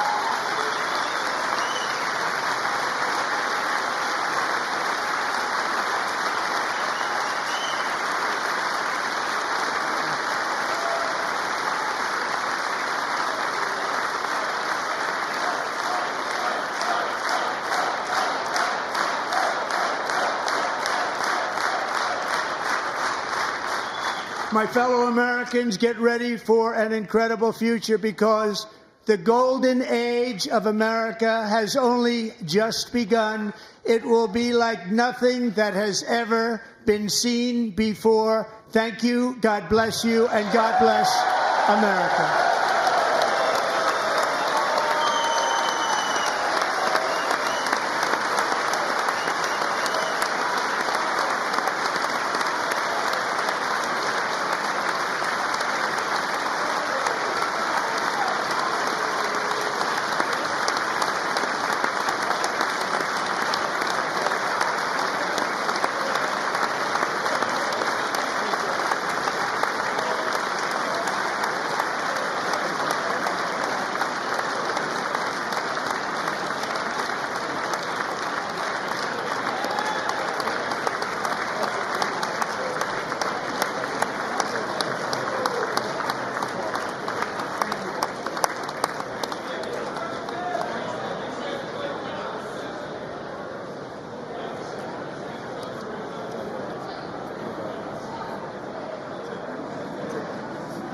Thank you very much. Great job. Thank you. Great honor. Thank you very much. Thank you. Get this place going, all right? Thank you, sir. Thank you very much. Great honor. Thank you. Thank you, Mr. President. Thank you very much.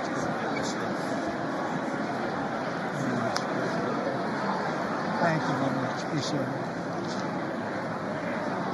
Thank you. I see you teaching young people to love and well, I'm trying to. Great guy. Thank you. That's your favorite. Thank you. Thank you. Thank you very much. Appreciate it. Thank you again. Thank you again. Won't forget. So good. Yeah, it's good. So good, sir. Thank you. Terrific, Mr. Really good. It's really outstanding. Thank you. Thank you. Yes, sir. Thank you. Good job, Mr. President. Thanks. We got you. Great. One of your best speeches. Thanks again, Mr. President. Thank you, Mr. President. Thanks for the phone call last night, too. Absolutely. You know that. Thank you very much. I'll do this. Give me the I'm not going to get it. Sorry. Thank you, everybody. Great speeches. Great speeches. Best speech ever. Yes. Good. John Wayne Jersey,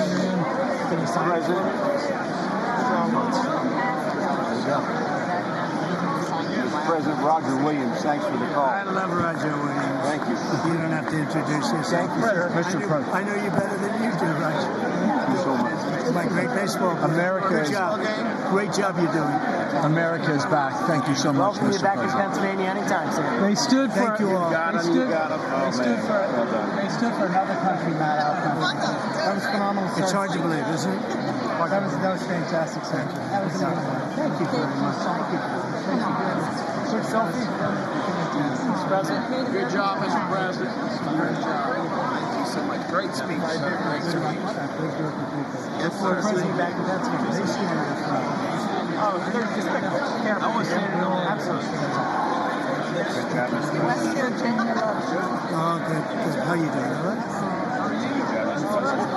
Did you get a chance to shake his hand earlier? Do you want me to get a picture of you shaking his hand or anything? You're good. Thank you very much.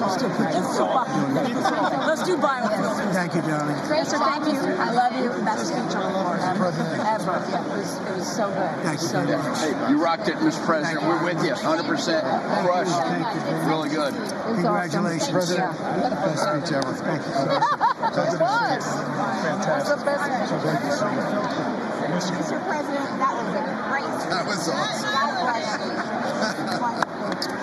was it was wonderful. Thank you. Great job. Let's go. Get down to that. You get down. Good luck. Yes, sir. Thank you. It's so great. Thank you, everybody. Good job. Thank you for mentioning God needs to help us. Thank you, Mr. President.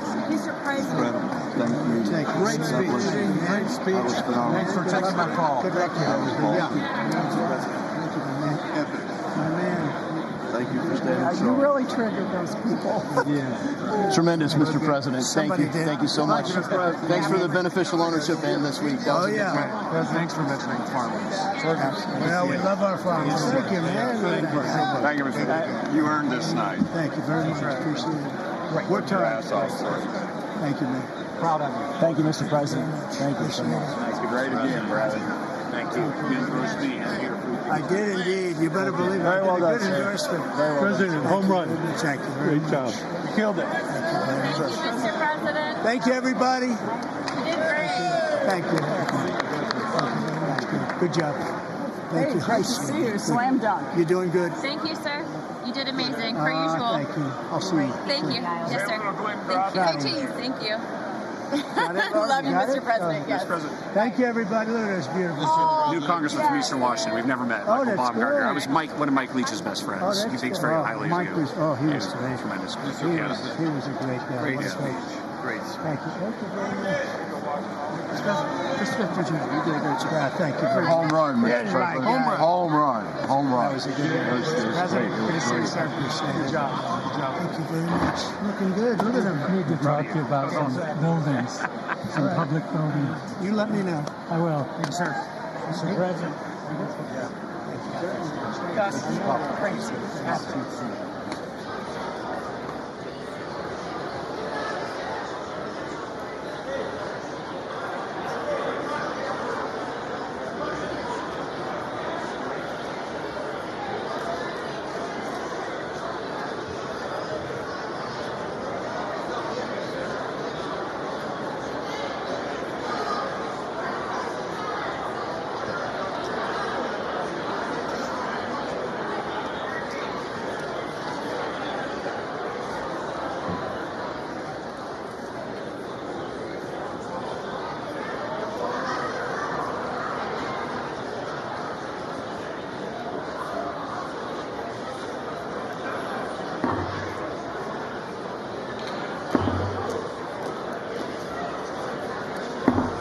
The House will be in order.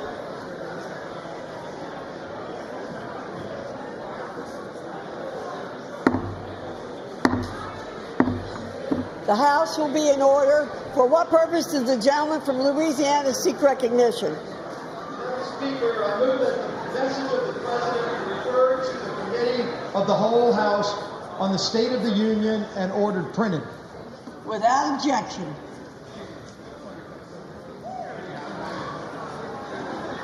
Does it,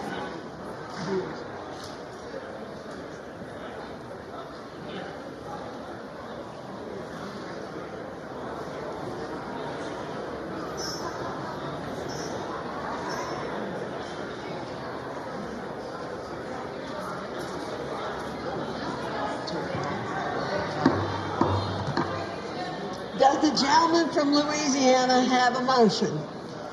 Madam Speaker, I move that the House now stand adjourned. The question is on the motion to adjourn. Those in favor say aye. Those opposed, no. The ayes have it. The motion is agreed to. Accordingly, the House stands adjourned until 10 a.m. tomorrow for morning hour debate.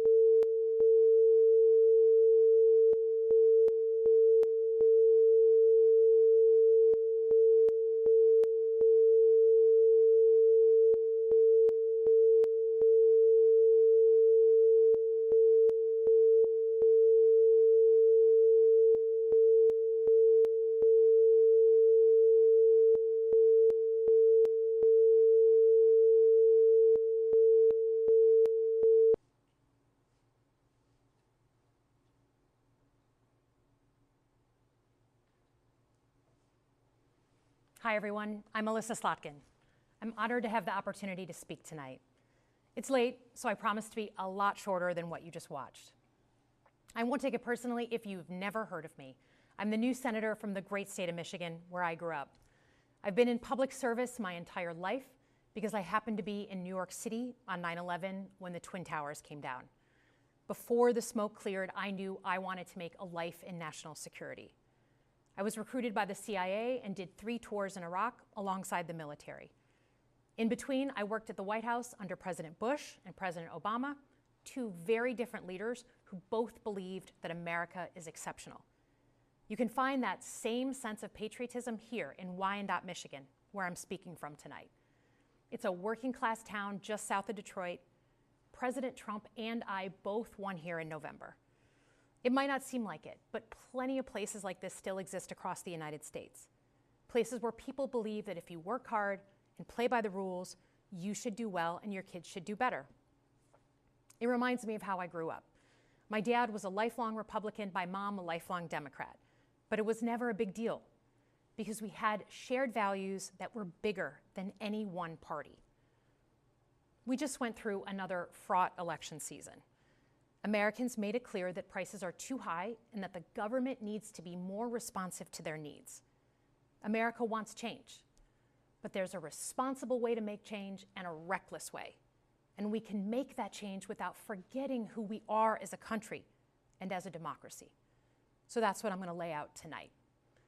Because whether you're from Wyandotte or Wichita, most Americans share 3 core beliefs: that the middle class is the engine of our country, that strong national security protects us from harm, and that our democracy, no matter how messy, is unparalleled and worth fighting for. Let's start with the economy. Michigan literally invented the middle class, the revolutionary idea that you could work at an auto plant and afford the car you were building. That's the American dream. And in order to expand and protect the middle class, we have to do a few basic things. We need to bring down the price of things we spend the most money on: groceries, housing, healthcare. We need to make more things in America with good-paying union jobs and bring our supply chains back home from places like China. We need to give American businesses the certainty they need to invest and create the jobs of the future. And we need a tax system that's fair for people who don't happen to make $1 billion. Look, the president talked a big game on the economy, but it's always important to read the fine print. So, do his plans actually help Americans get ahead? Not even close. President Trump is trying to deliver an unprecedented giveaway to his billionaire friends. He's on the hunt to find trillions of dollars to pass along to the wealthiest in America.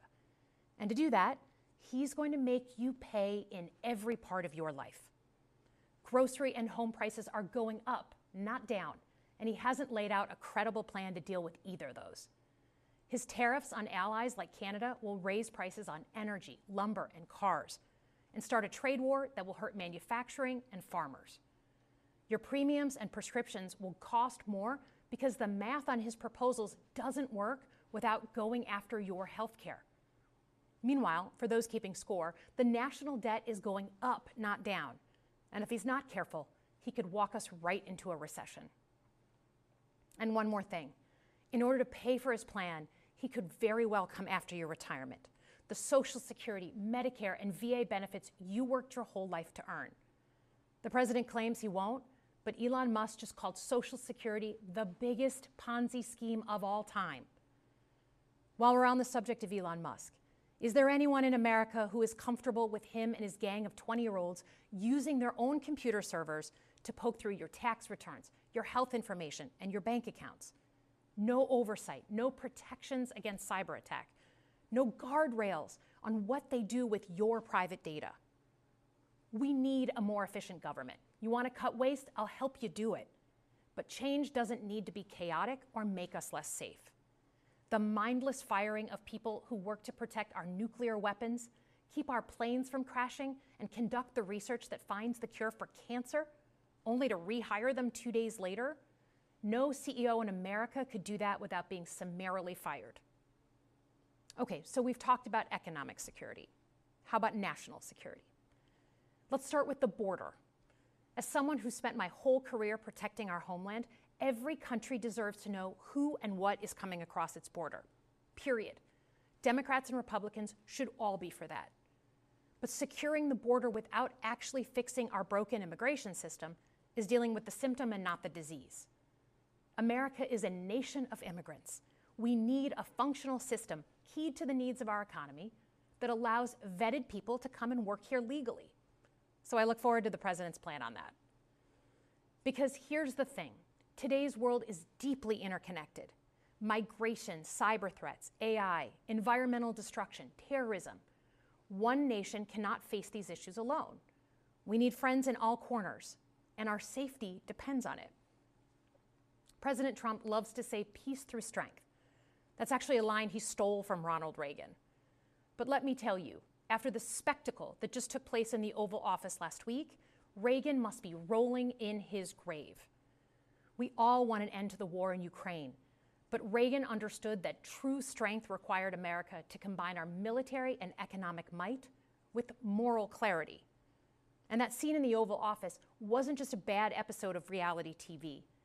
It summed up Trump's whole approach to the world.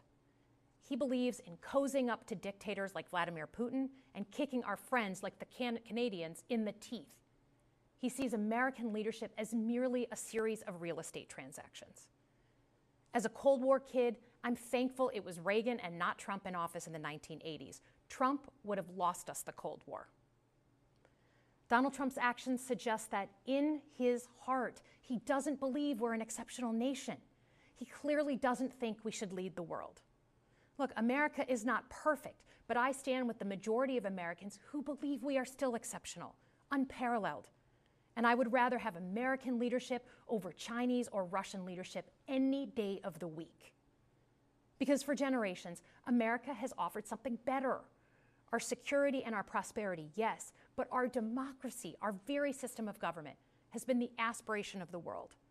And right now, it's at risk. It's at risk when the president decides you can pick and choose what rules you want to follow, when he ignores court orders and the Constitution itself, or when elected leaders stand by and just let it happen. But it's also at risk when the president pits Americans against each other, when he demonizes those who are different and tells certain people they shouldn't be included. Because America is not just a patch of land between two oceans. We are more than that. Generations have fought and died to secure the fundamental rights that define us. Those rights and the fight for them make us who we are. We're a nation of strivers, risk takers, innovators, and we are never satisfied. That is America's superpower. And look, I've lived and worked in many countries. I've seen democracies flicker out. I've seen what life is like when a government is rigged. You can't open a business without paying off a corrupt official. You can't criticize the guys in charge without getting a knock at the door in the middle of the night. So as much as we need to make our government more responsive to our lives today, don't for one moment fool yourself that democracy isn't precious and worth saving. But how do we actually do that? I know a lot of you have been asking that question. First, don't tune out. It's easy to be exhausted, but America needs you now more than ever. If previous generations had not fought for this democracy, where would we be today? Second, hold your elected officials, including me, accountable. Watch how they're voting. Go to town halls and demand they take action. That's as American as apple pie. Third, organize. Pick just one issue you're passionate about and engage. And doom scrolling doesn't count. Join a group that cares about your issue and act. And if you can't find one, start one. Some of the most important movements in our history have come from the bottom up. In closing, we all know that our country is going through something right now. We're not sure what the next day is going to hold, let alone the next decade. But this isn't the first time we've experienced significant and tumultuous change as a country. I'm a student of history, and we've gone through periods of political instability before. And ultimately, we've chosen to keep changing this country for the better. But every single time, we've only gotten through those moments because of two things: engaged citizens and principled leaders.